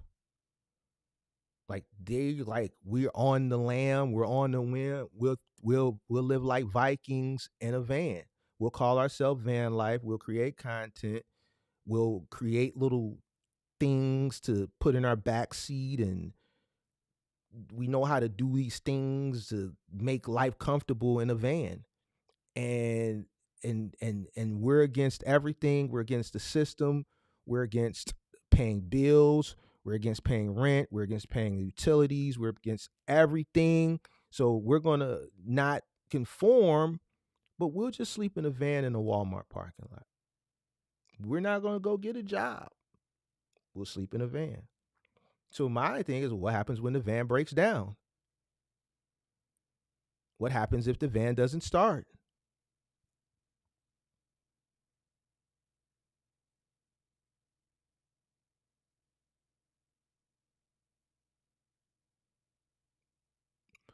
You got people that are living in tents, runaways. More people are running away because they don't want to do what's in their best interest. They don't want to go to work. They don't want to get a job. We'll sleep in a tent. Proactively seeking to do this, not due to unforeseen situations that we saw in the past. Coming up, people that were homeless back in the day, more times than not, it was due to unforeseen situations. You had a few cases of runaways, right? But back then, it was mostly due to unforeseen situations.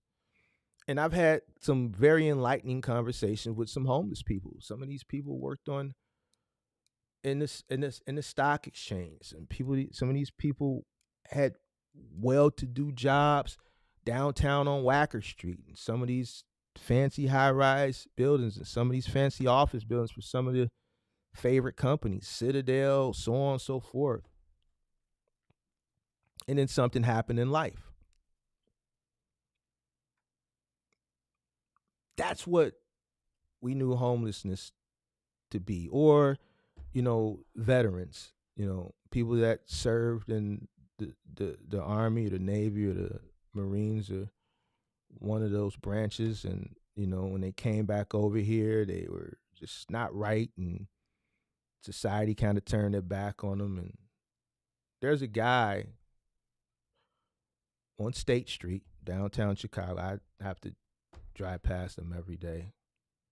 Caucasian guy that just walks in the middle of the street. Homeless guy. He's a vet.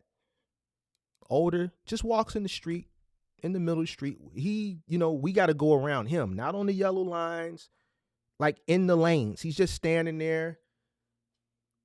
He's been there for a few years now, right down here on State Street.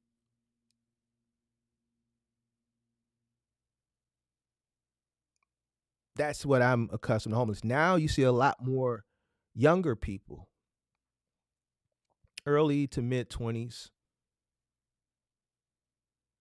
that are building these tent camps. First thing that comes to mind, where are their parents? And then I realized that there's an ever-growing culture of this generation that just would rather not do what's in their best interest, and they don't want to conform to rules and things that are going to, give them a good quality of life. So they rather live under a viaduct because they don't want. So how can I? And then this guy's basically telling me that in so many words.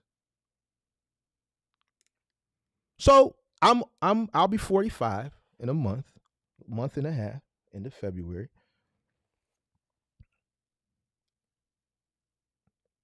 And my views on life and it's just different.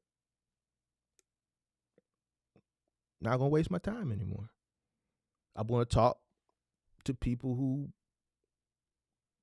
think like I think, I guess. I don't know. The people who are 25 to 35, I'll probably start to see that percentage drop off. Okay. You won't get any more backlash out of me to fight back with, so they'll just start falling off. I'm not going to tell them that shit no more. It is what it is. The truth hurts, but it doesn't hurt as much as failure. But see, that's the thing, Nelson. Failure doesn't hurt anymore. That's what I'm saying. You have people that are proactively living in vehicles and living in tents because their parents are telling them, yo, get a job. I'll support you. You can live here, but go work. No. I want to be an influencer. I want to do this. I want to do that. I want to start this business. Give me money. Help me start. Give.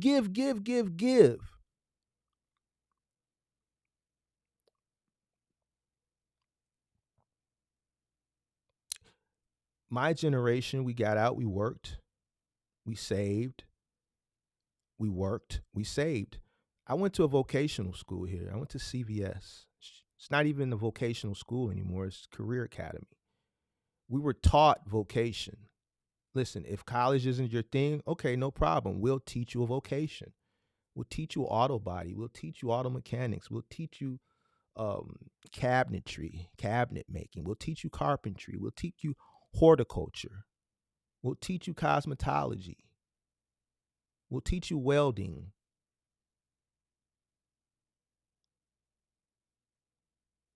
We'll certify you so that when you graduate, you can get out and be a productive citizen. The school saw the transition of the mindset of the younger generation, so they removed vocation to Career Academy. When I went to that school, it's not the biggest school in the city, but it's one of the biggest schools. That school is huge. My freshman class in 1994, just my freshman class was 800 and 22 students. That entire school now, all 4 grade levels, freshman, sophomore, junior, senior.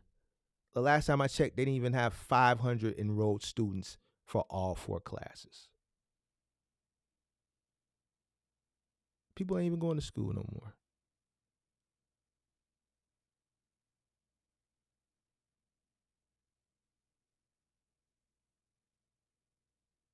Imagine how big that school is if my freshman class alone was 800 and some students. And today, less than 500 for all 4 classes. I wouldn't be surprised if they close that school in the next 10 years.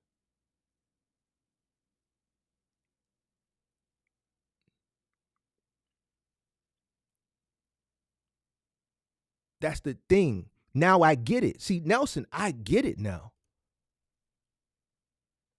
Failure doesn't hurt. Because if it did, I wouldn't get the pushback.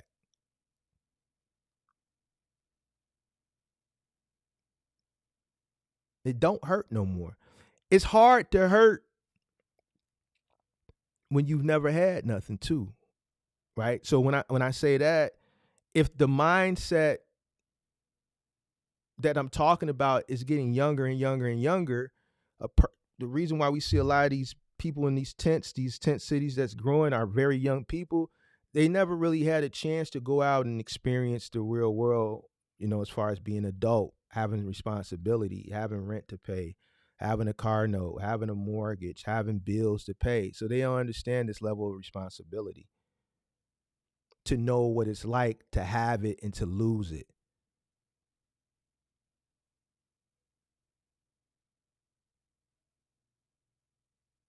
They don't know what failure feels like, to be here and then to lose it.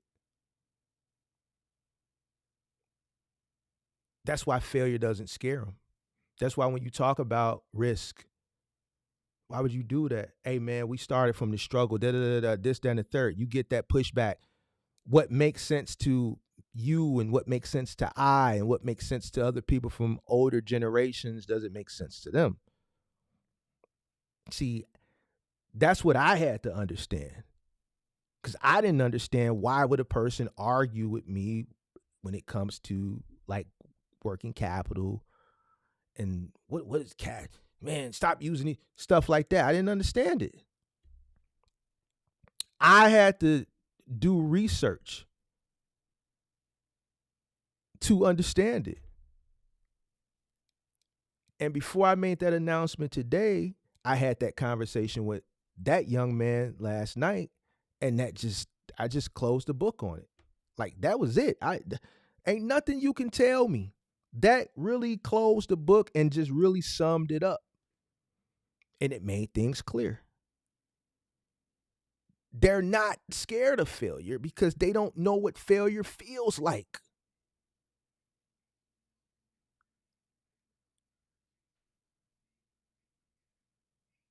True failure. They don't know what it's like to be responsible.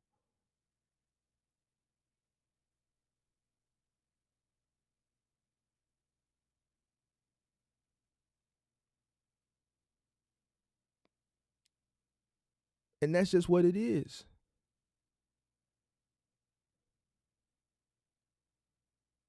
You can't break through to a person like that.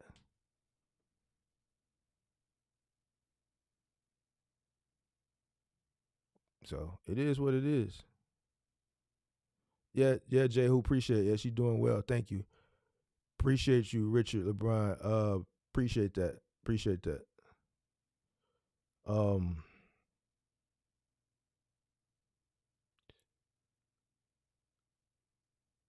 so yeah, I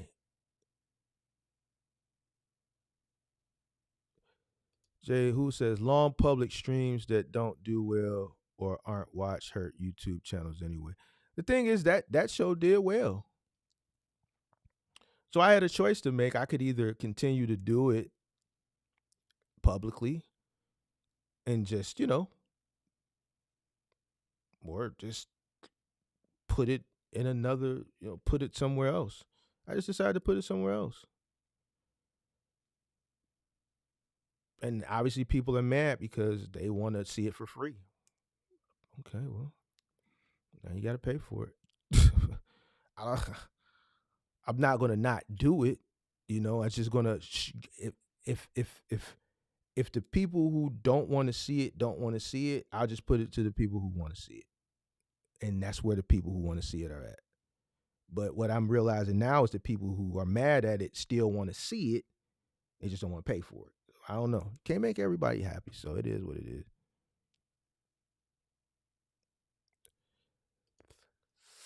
So now the good got to suffer from the 1% for the moment. See, here's a good learning lesson too. You know why when I said that, people started to express their disdain? Because there's value there. I know my value.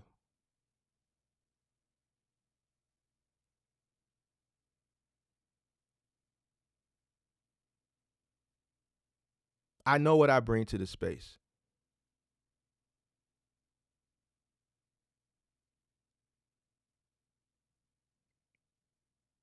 So it's an unfortunate thing because there's people that probably still do want to see it. But that's life. Listen. There's things that I pay for every day, and because of the result of something somebody else did.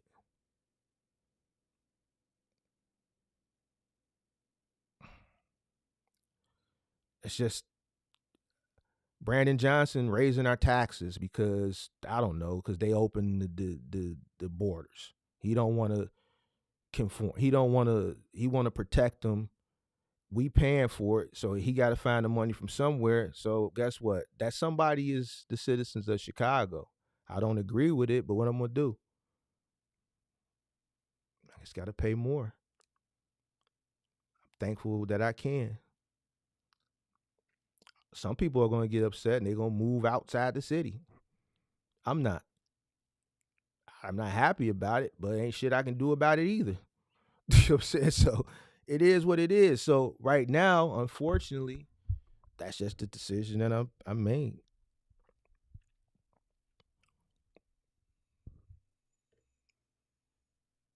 So but I understand the value. And guess what? That $3 ain't gonna feel that bad for people that want to see it. Do you realize how many people you save? Yeah, I do. And I'm gonna continue to do it. It's just some content it's just gotta evolve. Some content just gotta evolve. I think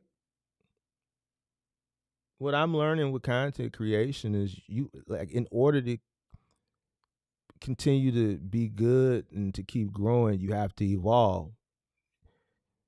You can have something that's going good and you can run it into the ground. Sometimes you just gotta let things go and walk away from things when it's at its peak. And it takes a strong individual to do that because you have to be creative and create something that's just as good or better.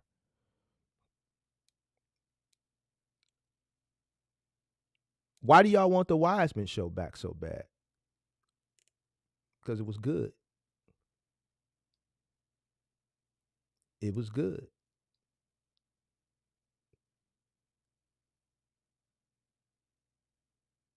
And you can't say it wasn't. There was people that, you know, liked one person more or liked another person more or disliked the person more, but the show was created that way.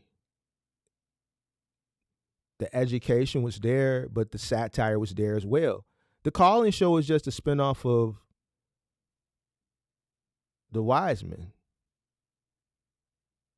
It's just now the platform is bigger than it was then and has attracted a bigger audience from a specific demographic.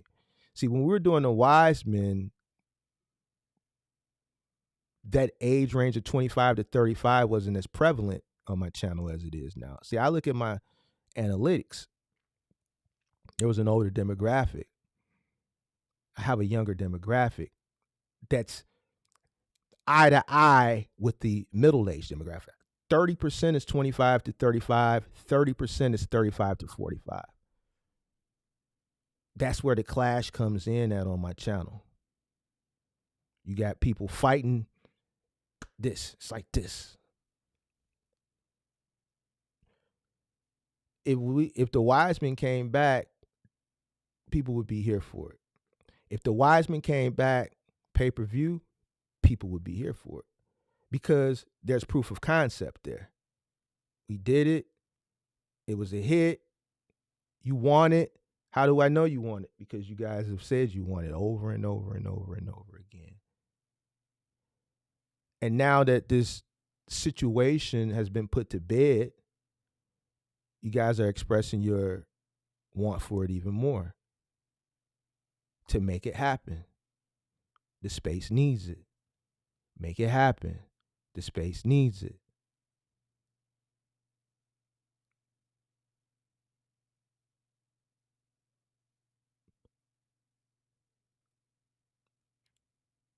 Proof of concept is there.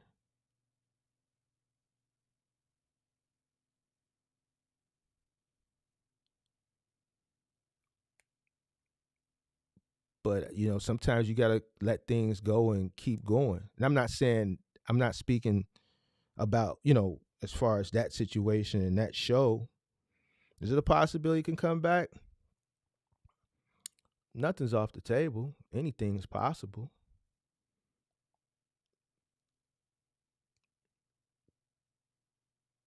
Would some people want it back? Yeah. Do some people don't want it back? Yeah.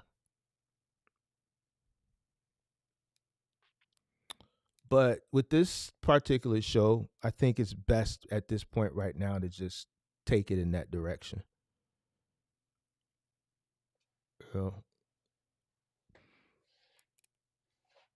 That's it. Excuse me. That's it, bro.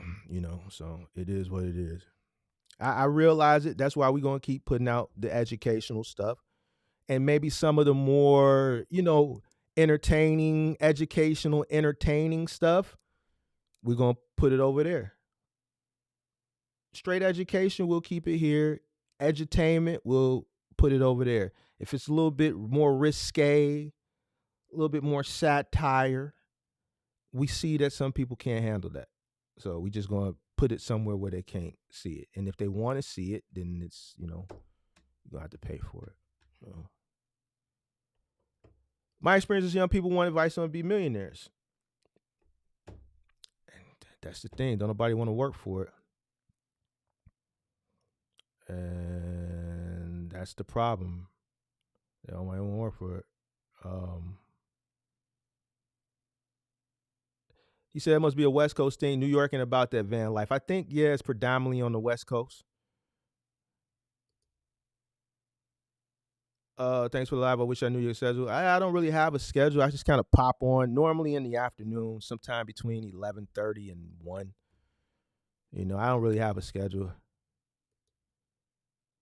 Ronnie Moore says, I can appreciate the bar being set higher. It's long overdue. Yeah, I think so. It was I don't want to say it was a tough decision, but it was a decision that I've been contemplating and thinking, and I ran it past a few people, and they said it was a good idea. And I know it's probably not going to start off as strong as it is at this point, but, more people expressing their disdain. But at the end of the day, it is what it is. It's got to go somewhere else. Just can't be here anymore. So even with me saying it's going to go, people are upset. Like, what? I don't know what to do to make people happy. So I'm not going to try. It is what it is. But it is what it is. You could do an educational show like I just did, and the moment you say you're going to take a show that people love to hate away, they get mad at that. I thought you didn't like it. Why are you upset?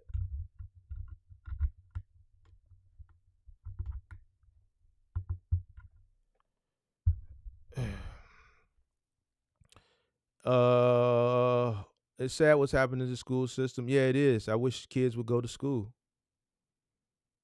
I don't know. I wish kids would go to school, but they don't.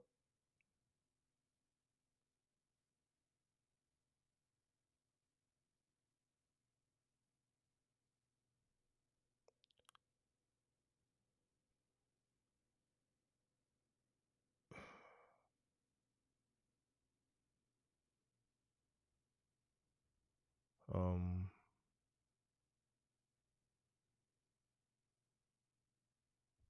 nah, you gotta join a membership. It's 3 tiers. I think the smallest tier is $2.99. Heavy is the head that wears the crown, Mark. Many in today's society would never understand. Heavy is the head that wears the crown. And that's another thing. This is a guy come in. A lot of people ask me about content um, that are in the space that are want to shoot their journey and da da da da. They want to talk to me, and people come to me all the time that are out in the space and they want to know how to go about it in this space. And there's a guy who came in this morning into the Discord, watches the channel a lot. He's come up on a few calling shows, and he's been aggressively inquiring to me about how to go about starting content. But he said something to me this morning, and it was in a public room in Discord. He was like, "Man, I'm just concerned about what people are going to think about me." He's 22 years old, so he's in that age range where he's concerned about people's perception of him. And I said, "Listen, if you're worried about what people are going to say about you, you shouldn't do it." He said, "Well, why?" "Because people are going to say things about you. The moment you pick up a camera and shoot content, people are going to say things, and it's not always going to be negative. You're going to have people that say vile things, malicious things. They're going to, say things that may not potentially be true. They'll find your channel and see one piece of content and just automatically, based on one piece of content, then they've already got your life story on this one piece of content, and then say something in the comments that is not true, but they won't go through the previous content. They'll just label you based off the content that they seen. And you have to be able to handle that. You have to be able to know when to strike and when to just let shit go. And I had to explain that to him. I said, you saying that you're concerned about what people are going to think about you, you have to think about that, because you're at that age where y'all generation, y'all get depressed, and y'all depression is real with y'all. Like y'all want to post something, you want everybody to like it. If someone says some bad thing, you're into deep depression. And I know it because you wouldn't have said that. Like, it's what's known don't need to be said. If you're going to put yourself on a public platform, people are going to have an opinion. They're going to scrutinize. Well, how do you, bro, I'm old. I'm beyond the years of caring. I don't care. I'm old. I'm established. I don't care. You have to get to that point. You're 22. You going to care. That's why you're saying it.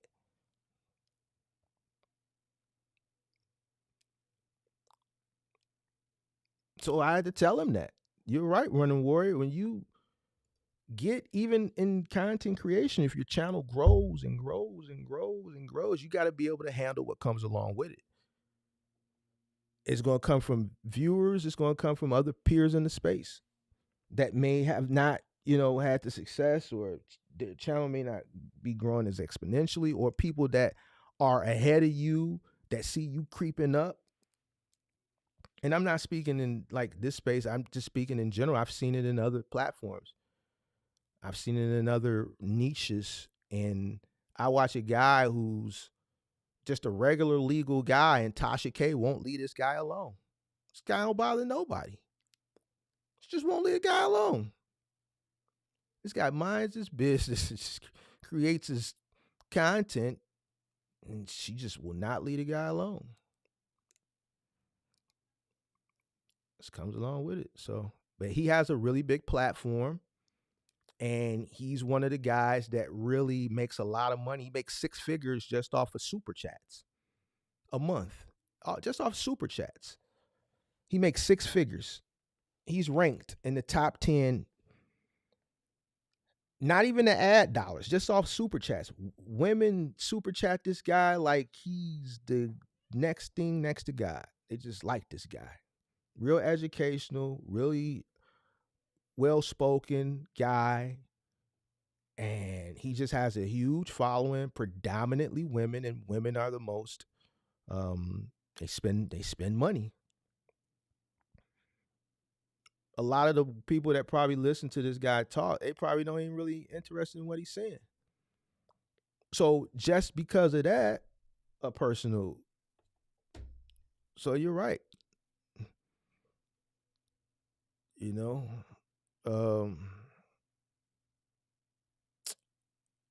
that was called homelessness when I was a kid. Yeah, van life is called homelessness. I consider it homelessness.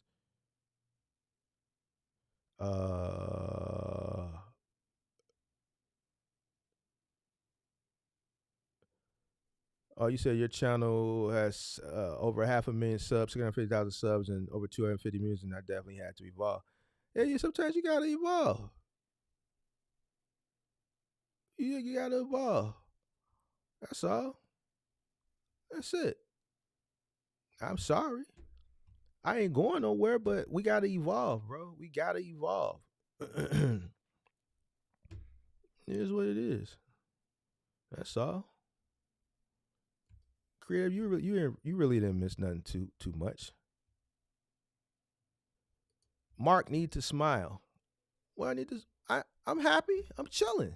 I'm kicking it with y'all. What's going on? What's going on, Menorca? Long time no see. I'm chilling. Listen. Smiling ain't really a thing we do here. This is like Chicago and New York is similar. You gonna get straight mugs all day long, and that don't necessarily mean we angry or we upset. That's just what it is.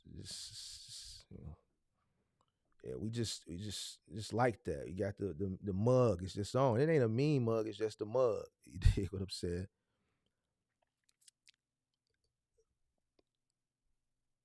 The call-in show, it ain't going nowhere. It's just going pay-per-view. That's all. Listen.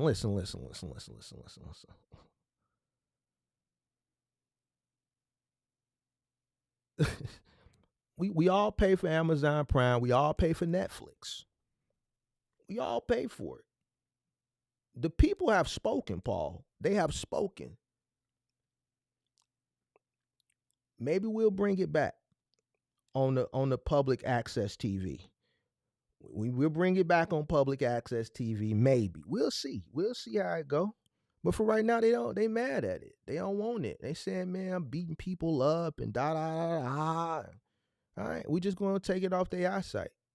That way they don't have to see it, and then that's it. I told y'all a few weeks ago when I was like contemplating it, like, bro, they just mad. They really mad at the guy who bought the truck. And I told him, like, why would you do that based off what a guy told you? They told me I was crushing his dreams. I told the guy, like, why would you take a risk like that based off what somebody told you and don't do no due diligence? They mad at me for that. Like, how can you, like, how can I, like, I don't even understand how to articulate the response to that because it doesn't make sense to me. So I'm just going to go ahead and just go prime time with it, big dog. I got to go prime time.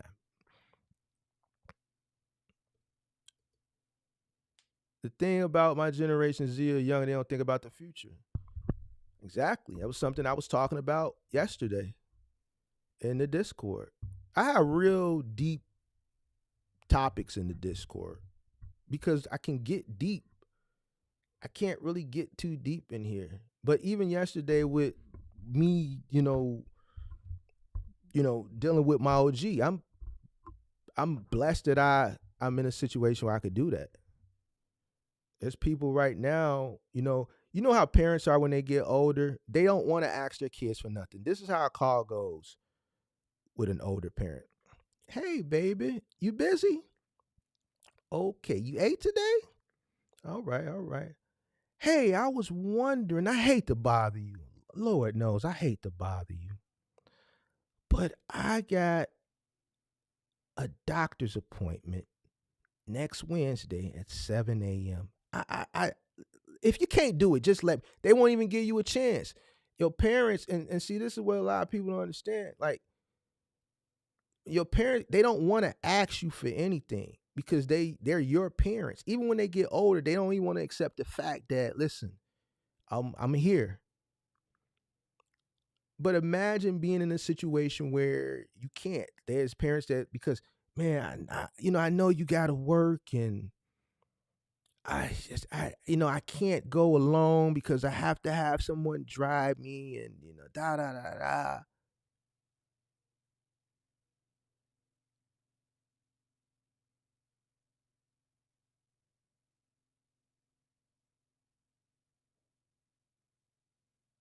You want to be in a position that when that happens, that you're in a position where your time,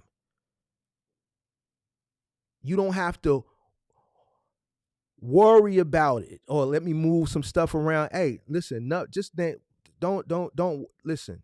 When and where?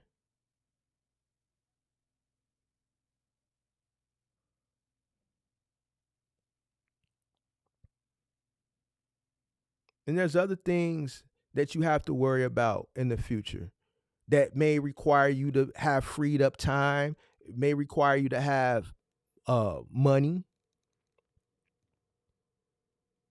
And that's a great point that you just brought up, Dave.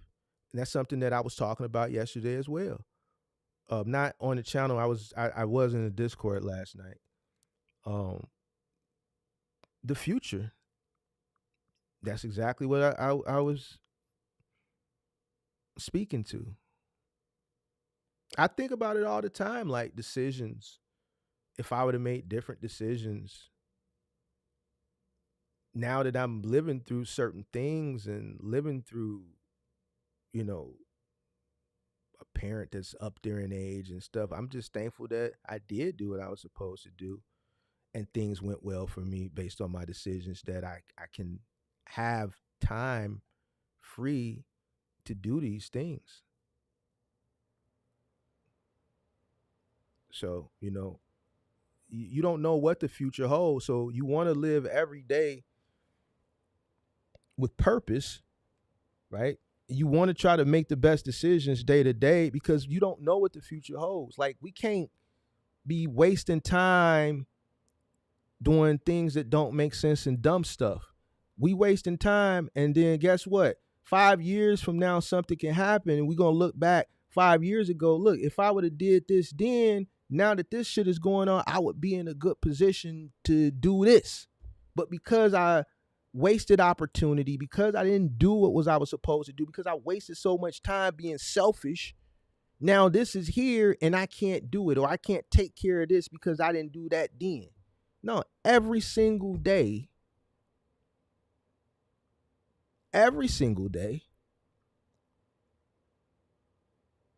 you should be doing what's in your best interest, because you do not know what the future holds. And whatever it holds, you want to make sure that you can take it on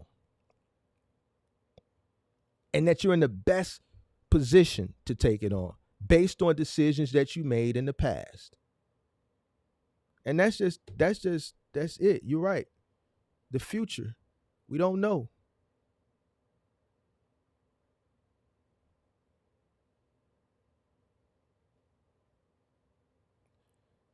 Nothing more educational, entertaining than the call-in show. Yeah.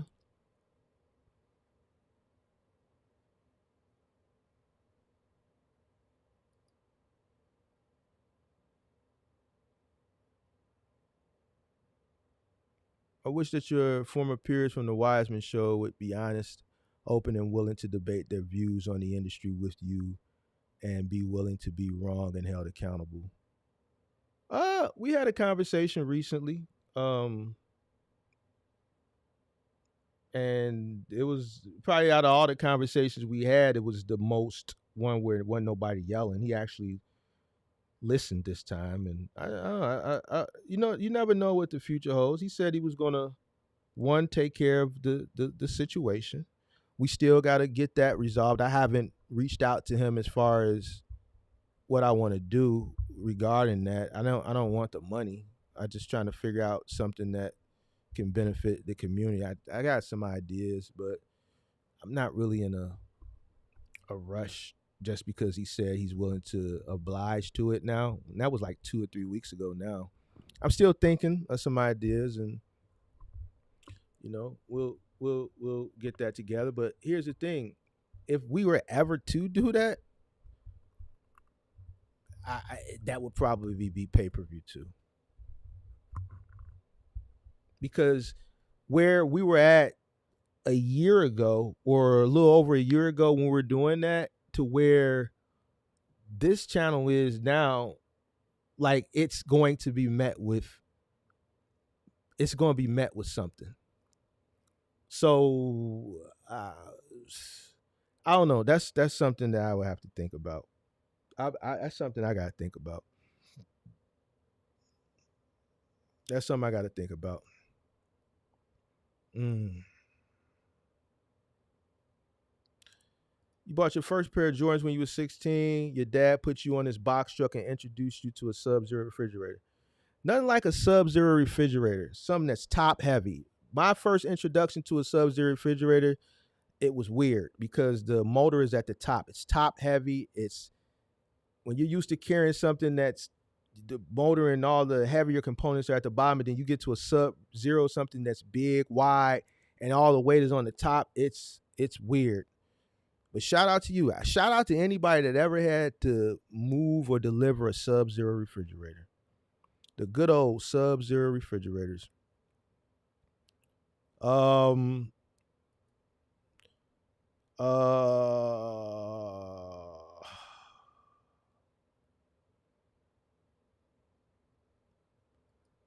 love the cargo van business, been in it for a year, still holding strong. Congratulations. No one else emphasizes cost on business more than you. Everyone hits on revenue, but doesn't talk about net income and sustainability like you do. Appreciate it. Yeah, so I understand what. See, here's the thing, bro.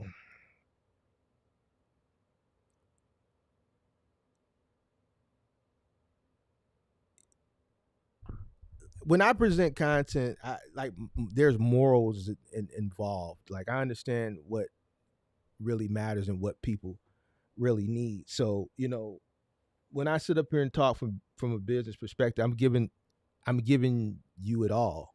I'm giving you the good, the bad, and ugly. A lot of people don't. What a lot of people do, and it's not really a bad thing. They give you the good, and I understand why they give you the good, because when you give people all aspects, the moment you give them the bad, yesterday you could have gave them a week of good, but as soon as you start focusing on the things to avoid, it becomes doom and gloom, and that's all they remember. Some people just want all positivity, but it goes back to reality. And I hate to use this as an example, but there's stuff in LA. There's people out there right now that wish what was going on ain't going on. There's things going on all over the world that people wish that's going on that people wish weren't going on. There's going to be things that are going to occur in business that there's going to be days where you're just going to have a crummy day in business. You're going to wish that it was the other way around. You have to know that these things are going to happen, but you also have to be prepared for them financially and mentally. A part of educating people on business is educating them in whole. I'm giving you the experiences. I'm giving you the good, the bad, and the ugly. And I'm giving you my experiences. And I'm a real person. And regardless to what's his name said last night, as far as La La Land, I'm a real person that lives in the real world. I've had accidents from a business side. I've had accidents from a personal side. And guess what? There's people that were at fault that didn't have insurance. So guess what? Still had to pay the deductible. Yeah, my insurance covered it. Had to come out for the deductible. What can I do? Something that happened, something that does happen.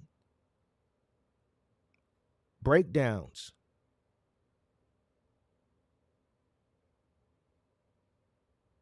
claims. You can't be everywhere all at the same time doing everything. So you have to be prepared for those things. I think, me personally, I'd rather hear about those things. Why? Because I want to have a plan in action already. I want to know what it feels like. And I also want to know, look, I'm not the only one. Sometimes it just feels good to know that you're not the only one. Sometimes it feels good to know that there's someone else that you can go to that has had something like whatever it may be happen. And then they can go to and they could be like, listen, I know it's something bad, but guess what? It happens, and this won't be the last time. This is how to rectify that situation.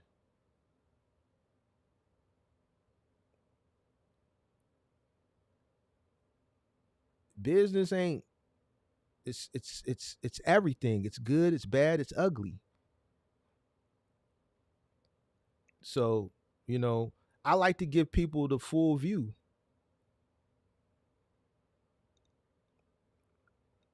So, and the full view is not just gross, it's also gross, it's also net, it's understanding cash flow, it's it's supply and demand, it's competition, it's a SWOT analysis, strengths, weaknesses, opportunities, threats. It's all of this stuff. So I appreciate you even acknowledging and knowing that. So appreciate you. No, it wasn't that time. It was actually the lead attorney, St. Louis. It wasn't that time. Nope. I went from pickup truck to a 16-foot Penske.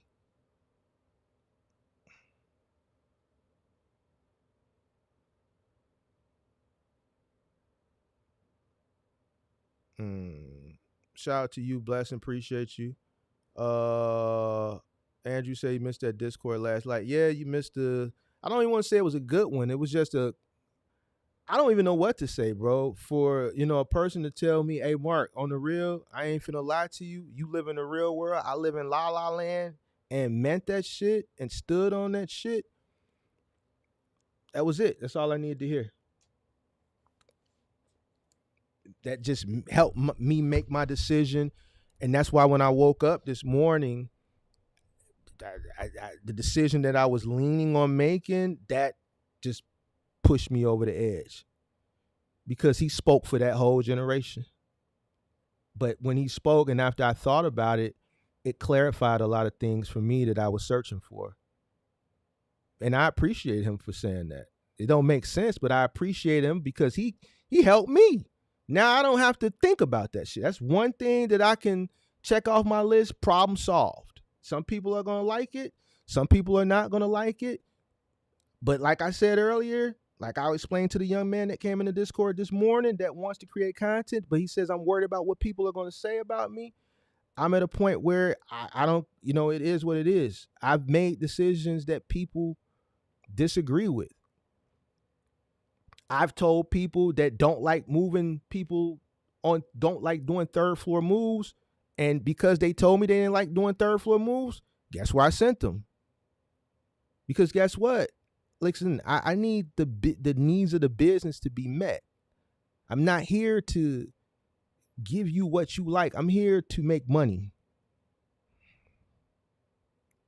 I've made decisions, business decisions that people did not like. But I didn't make them for them. I made them for the business. So me making decisions that people are going to like or not like I'm tenured in that. So the backlash and stuff, that shit just 10, 15 years ago, it may weigh on me a little bit more, but nowadays, no.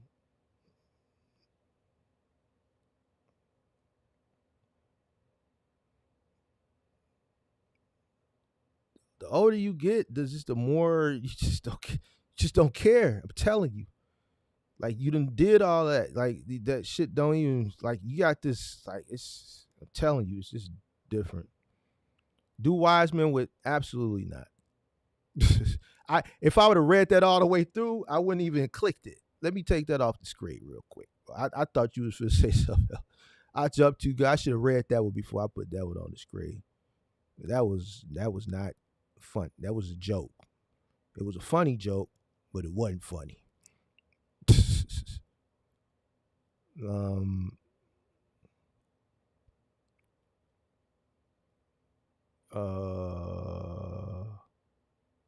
You say you didn't go the warranty route? Nah. Mark, you to go at this content. Remember that. Appreciate you, man. Appreciate you. Shout out to Marquise Baby on purchase your first truck. Congratulations. Wish you nothing but the best.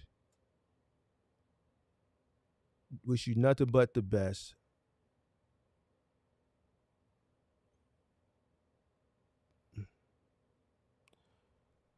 So that all depending on what we're talking about. On the final mile side, it all depending on the contract, and it also depending on the particular the contract, the retailer, and the scope of work. So if it was curbside, threshold room of choice, or white glove, that it all depended. You know, the average margins for final mile range, depending on the contract, anywhere from 5 to 33%. We were running Office Depot at 33%. You know, I had some of that cross dock stuff I was getting less than 10% on. Some of that stuff I was losing on. Select, I was taking a loss or breaking even. We were making a lot of money on IKEA. We were making a good margin on Office Depot. We were making a lot on IKEA. More than 33%. From what I remember, I think we were doing like 40% on IKEA, around 40%. Moving, we were making 100% on the labor on average, depending on what part of my tenure we're talking about. But most cases, we were making 100% on the labor. Material costs 20%. And truck fees, the margin would vary depending on the route. Local routes for moving, like a lot of the moves were in downtown and the north side. So the trucks pretty much were all in one, I don't want to say little area, but if you're from here, you kind of know what I'm talking about. Like downtown to Rogers Park. So, you know, depending on the time of the month, if it's the end of the month moving, like I could have a truck that just can cover Lincoln Park. I've had jobs where, you know, we've had 2 moves that were in building moves in the same building. So 2 moves, the truck never had to move and we satisfied 2 customers. I've had days where, you know, I've had 3 trucks in just Hyde Park alone. And each one of those trucks did a student, so a dorm. So that's 9 moves in one little area because it was that time of the year where semester was over with. But the labor was always the same. So the truck fee profit can fluctuate depending on the day and the scope of the job as far as the travel and things of that nature. But the labor usually was 100%. And that's why moving pays so exceptionally well, because the customer's paying for everything. There's no middleman. You charge $50 an hour per man. You're paying the guys $20, $25 an hour. Pay a guy $25 an hour, you charge the customer $50 for it. 100%. $50 turns into $100 an hour. You're making 100% just off the labor. Charge the customer $150 truck fee. And it's a move once you calculate the cost of fuel and mileage from your point of origin to the job, from point A to point B, plus the cost of materials, $150 truck fee, you may only spend $50 of that, not even. a 1-bedroom, you're not even using a full roll of shrink wrap, and you could wrap every single thing in there. You might use a half a roll or maybe 3/4 of a roll, depending on how much stuff they have. And the customer pays for that. But guess what? You don't leave that shrink roll at the job. You still take that quarter of that half a roll to the next job, and you charge the customer for that again.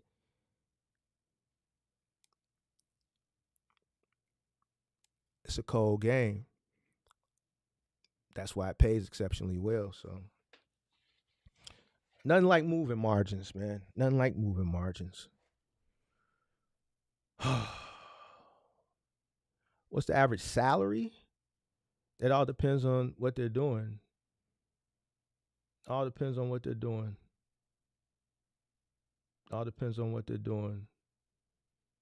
Based on like the metrics that I just gave, and when I'm comparing the final mile to move an average moving guy, depending on the day, the last 3 years making $20 to $30 an hour, and then we're incentivizing them for the third and the fourth floors double. So there was some moves during the pandemic. I was paying people $50 to $60 an hour, but those jobs were third to thirds or third to fourths or fourth to fourths. So no elevator. So but those costs were passed to the customer. So still 100%. So $50 an hour times 3, 150. A third to a third, 300 an hour. We were just competing with 2 men in the truck because they were already at 100 an hour per man at that time. So we weren't charging that, but I went up during that time period because I had to. So we were just competing with 2 men in the truck at their price point at that time. That's all. And I only did that 100 an hour man when it was a job like a third to a fourth, or a fourth to a fourth, or a fourth to a third, just to incentivize the guys to do the job. Trust me, you pay a guy $50 an hour, they're not tripping on no third to no fourth or no fourth to no fourth. And guess what? The customer ain't gonna go do it. And guess what? A lot of companies aren't going to do it either. So those jobs, believe it or not, during that time period, it seemed like every job was like that because nobody at that particular time wanted to do those jobs. So a big part of the reason how I was able to even make a lot of money during the pandemic once I scaled back was the fact that a lot of those days were third to third jobs, or third to fourth jobs, because those people, once I gave them that rate for $300 an hour, they would just book it. Book it. It wasn't no, I'll call you back. None of that. Book it. So.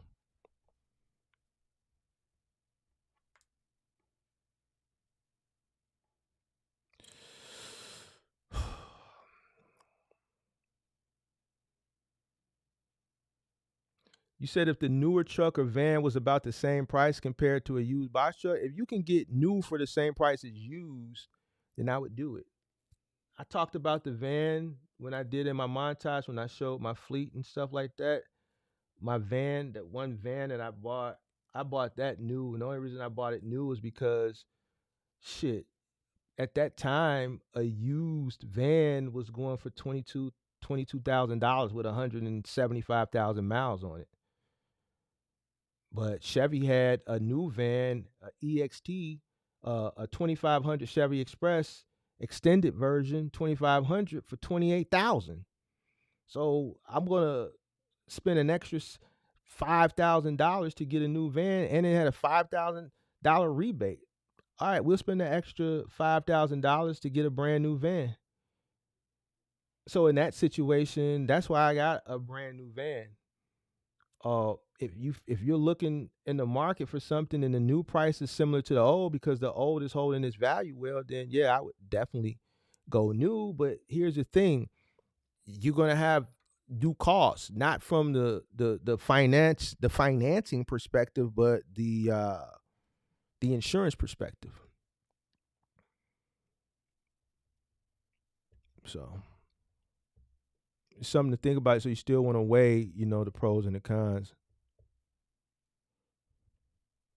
So you lucky you dealing with a sub-zero on first and second floors.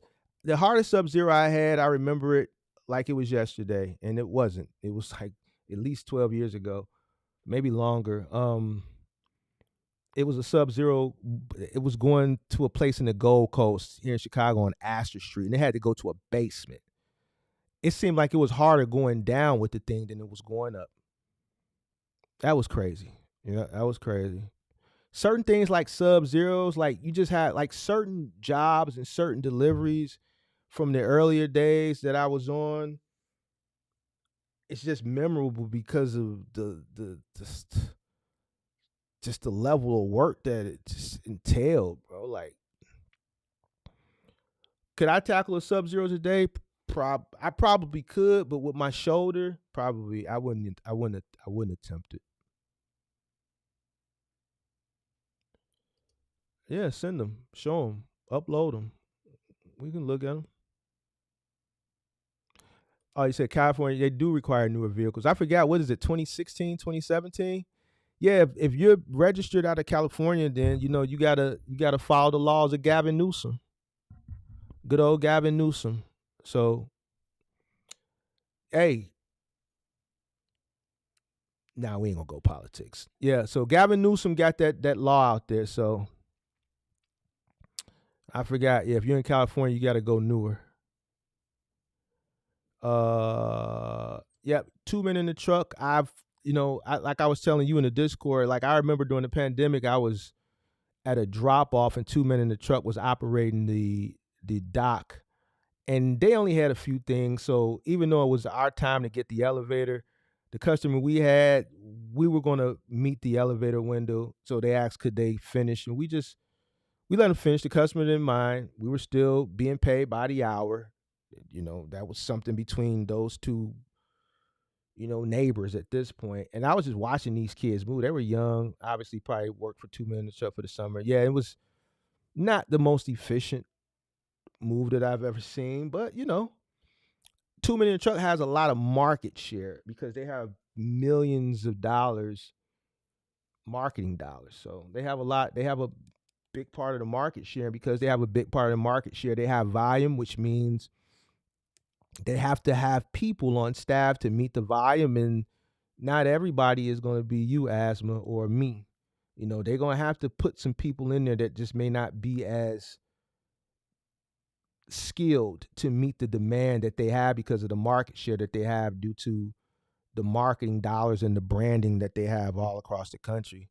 And that's why I think their efficiency is not where it should be. Then when you look at these different franchises reviews, those big companies, they know how to finesse the reviews. They'll send you $250, $300 back from your move to how you change that 1 star to a 5 star. There's companies here that do it. I ain't gonna name no names, but like there's companies here that do. There's a company here that got over 100 trucks, a private owned company, top tier. There's no way on God's green earth you doing that many moves. But there's people that are in the comment section that say it, yo, I was contacted by this moving company and they offered me they won't just offer you a Visa gift card. They'll offer you steak dinners. One of them I saw a review where they offered them a $250 steak dinner at Gibson's to change their review. These companies, they understand the power of the review in today's time, and they understand like 5 star across the board is good. I've had people that have come and have talked to me that have booked with us. You know what? You guys are 4.7 or 4.8 out of 5. I'd rather go with you guys than these guys because your reviews seem more realistic. Like for these guys to do thousands and thousands and thousands of moves a year and have a 5 star rating just doesn't seem realistic. You mean to tell me no one scratched the wall or no one's nicked the dresser? It sounds like there's customers that will still go with the person that's still high rated but not perfect because the reviews are more realistic. You know what I'm saying? So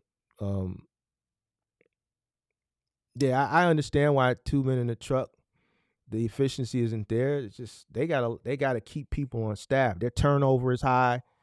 Not everybody is going to be, like I was telling you in the Discord. A small family owned moving company will be more efficient than a 2 men in a truck. A small family owned moving company will offer you more efficiency in moving than a company like 2 men in a truck for everything that I just spoke on. Did I prefer moving, appliance delivery, or warehousing? Moving, because it pays the most. Second would be the final mile, because it's all year long. Moving is seasonal. Even though moving is seasonal, you still make a shit ton of money. That you still have that money will carry you over during the slow season. That's how much money you make in moving. It's just ridiculous. So second would be the final mile, and then third would be warehousing. If I had to do things all over again, I would not do the cross docking. I don't regret it, but I wouldn't. If I had to go back in time, I wouldn't do it. Mm-mm. Too much cost associated with it, and I just wouldn't do it. It's just not worth it. It's cool to have the freight come straight to you, but the cost associated with cross docking that you may not think about prior to taking on that task. I was thinking not having to send my trucks to Wooddale every day. Like the accounts that we were running, we had to go out to Wooddale pretty much.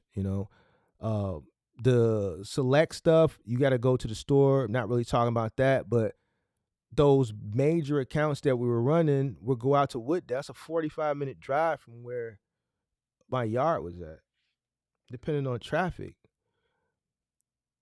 So I'm like, man, we can alleviate a lot of that cost and fuel by, having this freight come here. I didn't have any control over the freight that they sent me, right? There was 3 cross docks that company used. I was one. It was a company out in South Holland that was another. And then there was Veterans Distribution, which is no longer even here. Veterans Distribution had a 1 million square foot facility out in Hillside. They're not even in business no more. And that's crazy. They started as Chicago Messenger over on Ashland. And they were the number 1 messenger company in the city of Chicago. And they evolved to, and I don't know if they acquired Veterans Distribution. That was their sister company, but they had Veterans Distribution, which is out in Hillside, or which was out in Hillside. And they had everything else. It was me, Veterans Distribution. I forget the name of the company that was out in South Holland. But we each had a little region. And, by me coming in on the new, obviously they didn't give me the city shit. They gave me all the north and northwestern shit. So every day I'm sending trucks up to Grays Lake, Gurnee, Antioch, Zion, way up near the Wisconsin border. It's just fine. We'll alleviate the cost. It's all coming in to me. Great. Had to get a forklift. Okay, boom. Had to keep propane. That was a cost. Forklift breaks down. Got to have Crown come out. That's $150 an hour. They start charging me from the moment they left their facility, which so happened to be in the south suburbs. So the 1 hour trip to me, I'm at $150. When they're done, I got to pay another $150 for them to go back, plus the $150 an hour while they're here diagnosing the problem, plus the cost of the parts. Trash. I think about the white glove removal. And guess what? The more freight they sent me, the more trash it was. So not that I have to get more bins, I had to increase my pickups. Security. More security, including a pit bull. Had to feed the pit bull. Had to take him to the vet. Every time I took him to the vet, that was $400, $500.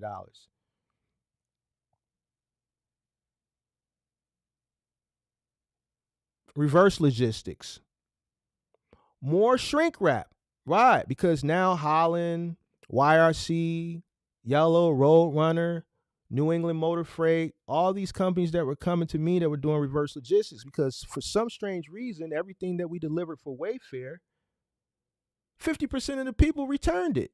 I don't understand how Wayfair makes money, because half of the people that order Wayfair furniture return it. Whatever we delivered the week before, 50% of it a week later, we had to go pick it back up. And guess what? Yeah, we got paid to pick it back up. Okay, yeah, we got plenty of pallets because we're saving the pallets for the stuff that's coming inbound. But guess what? I still have to prep this stuff for the reverse logistics when I go into the portal with Nonstop and request a BOL for reverse logistics for a middle mile carrier like YRC or Holland to come pick it up. And I'm using these companies because these were the companies that came the most. So now I gotta wrap this stuff. I gotta pad it, bands. So now I'm not ordering shrink wrap just for the moving and the final mile stuff. I gotta order more now for the stuff that we're sending back. And I have to add that into the cost of the stop as well. So now an $85 stop, I have to cover the cost of the operation as far as the fuel and things of that nature, the labor, plus the cost if it's reverse logistics on how much material we're going to use, which lowers the profit margin. I have to include the cost of a white glove delivery down to all the garbage that they're going to bring back.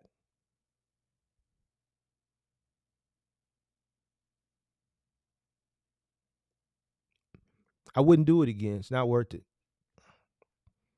The only thing that would have made it worth it that I could have did at that time, but I had trucks to satisfy it, would have been to get the contract and outsource it to independent contractors, and just took a small margin for their trucks coming to my warehouse to pick up the freight, because now they got to deal with all that shit. They got to deal with the trash. Don't bring the reverse stuff back. We'll handle it, but keep your trash. I ain't got to cover the cost of labor, none of that. I'm just the person who has a warehouse and I got the contract. In that aspect, oh yeah, I would do that. But then again, I might not do it, because that's still a headache, because I still got to deal with the claims. It's going to hit me, and then I got to chase that person down, which I'm holding their money because I'm paying them. But if you know what it's like dealing with independent contractors, from seeing it from going to other 3PLs, like how I saw how they handled their business early on when I was going into Dynamics. That's why I could scale so quickly, because every day there was freight left on the dock. Then I would have to expect that as well with me cross docking. So the warehousing is something I wouldn't do again. Asman Roland, you were right. I talked about this recently. I was at my wit's end. I couldn't grow anymore without help. And when I say help, I'm talking about help from someone from a office point of view, or from an administrative point of view. Right? I was always wishing that would be my brother, but he just wasn't. He was good for what he was doing, but 4:59, I heard them keys. He get up. I heard that desk chair, that roll chair slide back. He locking up the key box. He closing up shop over on that side. He gone. He ain't sticking around. He on the salary. 5:00. He gone. He never came to me as far as, man, what are we gonna do? You my brother. Let's continue to go. He was there, and at 5:00 he was gone. I didn't find nobody that could, really give me at least 75% of me. So that's where I decided to, say, that's it. We just gonna roll it out here Because you can put yourself in a situation where you can bite off more than you can chew. We've seen case studies of that. So you don't want to bite off more than you can chew. I was in over. I don't want to say I was in over my head, but that was a lot, bro. That was a lot. It was a lot, and it happened. I don't want to say it fast, but when I hit that takeoff phase, it was just like, bro, like I wasn't even looking for this. Just people just calling me. Opportunity was calling me. That IKEA, they called me. Dynamics called me. When I got in there, they had Granger, they had Office Depot, they had other stuff. That's how I got to Office Depot, because we were doing so good with IKEA. We were doing so good with IKEA. They kept saying, "Can you take more? Can you do more?" When we got the opportunity with Office Depot, can you do more? Can you do more? And the reason why they kept saying, "Can you do more?" is because there was always freight left on the dock, because every day someone didn't show up. It was just a great time to be in the industry. It was a great time. It was the wild, wild west in comparison to process and procedures and protocol and compliance today. Wild, wild west. Listen, now you can't just send nobody no 3PL that they don't got no record of, that ain't been background checked. Listen, if my trucks are there and our routes are running, and at 8 o'clock there's 2 routes on the dot, they would call, "Mark, 2 contractors didn't show up. We got 2 routes. Can you take one, or can you take both? You got something extra? Can you send another truck?" It wasn't, "Hey Mark, you got this guy Jimmy who we got on file, can he come?" It wasn't that. All it was, "Can you send a truck?" We didn't care who you sent. It could have been Casper the Friendly Ghost. As long as a truck pulled up and that freight came off our dock onto your truck and it got delivered, they did not care, bro. They didn't care who you sent. I swear to God, on my grandmother's grave, it was the wild, wild west. Today, you can't do that. Why? Because things have happened. So now you drop your route. All right, no problem. We finna call these customers and tell them, "Yeah, we know you took the day off work to get your furniture set, or your bedroom set, or your living room set, but unfortunately, we're gonna have to reschedule you. We're gonna listen to you cuss us out, but that's okay. Little do you know, we just charged the contractor $1,000 for dropping the route." They weren't doing that back then. They weren't charging you. They were mad at the independent contractors, but they hadn't implemented that charge fee for dropping a route. That wasn't implemented back then. That's a thing now.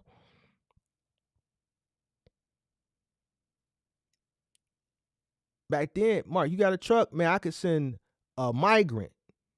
All they cared about was the truck was gonna pull it. Yeah, I could send a truck. I got an extra truck. I'll call this guy and he should be out there by 10. That's all they cared about. Can't do that now. So when I say it was the wild, wild west, this is an example. Compliance, what? Bro, all we care about is getting this freight off the dock so that the retailer can see that we at 100% efficiency. Everything is out. Get as much of it done as you can, and whatever. It's off the dock. My job is done. Office Depot sees that our dock is clear. By the time they realize that ain't no way you're going to get 50 stops done because you picked it up at 10, by the time you load it and it's 11, you doing us a favor, but in reality, you ain't finna get 50, 60 stops done because you got a late start. It's not your fault because you helping us out. But by the time they realize it, that analyst from Office Depot going to be going home, and I'm going to be going home too. They ain't going to know that shit until the morning.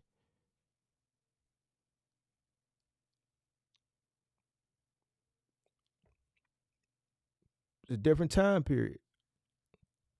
It was a different time period. None of that will fly today because things have happened. Compliance is a lot more strict today.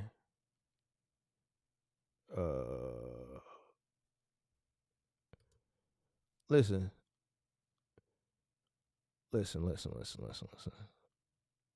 If we have the means and the insurance and it's paying handsomely, we'll haul dog shit.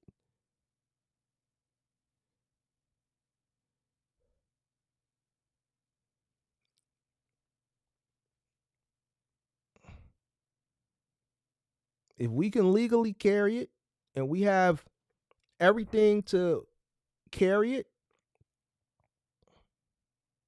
we have the insurance that they're requesting. Yeah. If it's paying exceptionally well and we can do it, yeah. Absolutely. When opportunity presents itself, you take it. Because guess what? Somebody else will. And guess what? It's not going to last forever. So when opportunity presents itself, you take it and you ride it out until something else comes along, until that expires. Absolutely. Now there's things that you can or you should walk away from. There's things that I've turned down. But aircraft parts? Yeah, why not? If it's calling for a Sprinter van and you meet the requirements, why not? 13,000 a week is 13,000 a week. In a cargo van? 13,000 a week in a cargo van? I don't care if you're driving from one end of the country to another. In the cargo van, that's yeah. Heck yeah.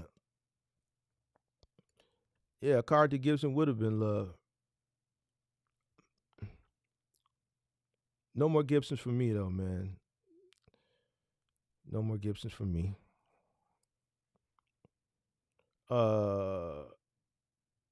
Judge McGee says, crazy where you at? Drop routes every day. XPO charges $500 for drop routes daily.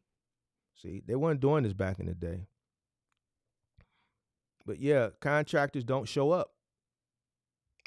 And that presents an opportunity. Some person not showing up presents an opportunity for someone who has the means to cover that freight. See, even Running Warrior says, if it fits, move on it. It's opportunity, a well-paying opportunity in a cargo van. 13,000 a week in a cargo van. Think about that. Now times that times 4. Now times that times 12. Or if you want to make it another way, times 13 times 52. Then let me know what that number looks like, and then I know what the number looks like in my head, and let me know what it think. Listen, I'll move dog shit for $13,000 a week in a van. Horse shit too. And guess what?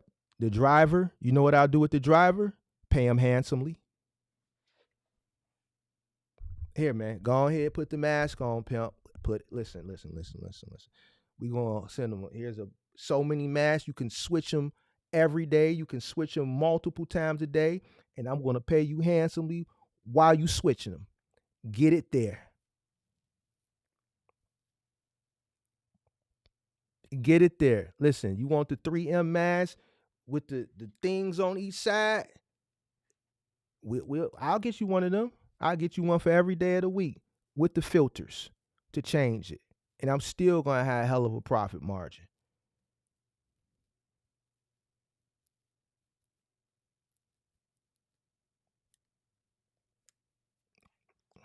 $13,000 a week in a cargo van to move parts? Shit, what you waiting on?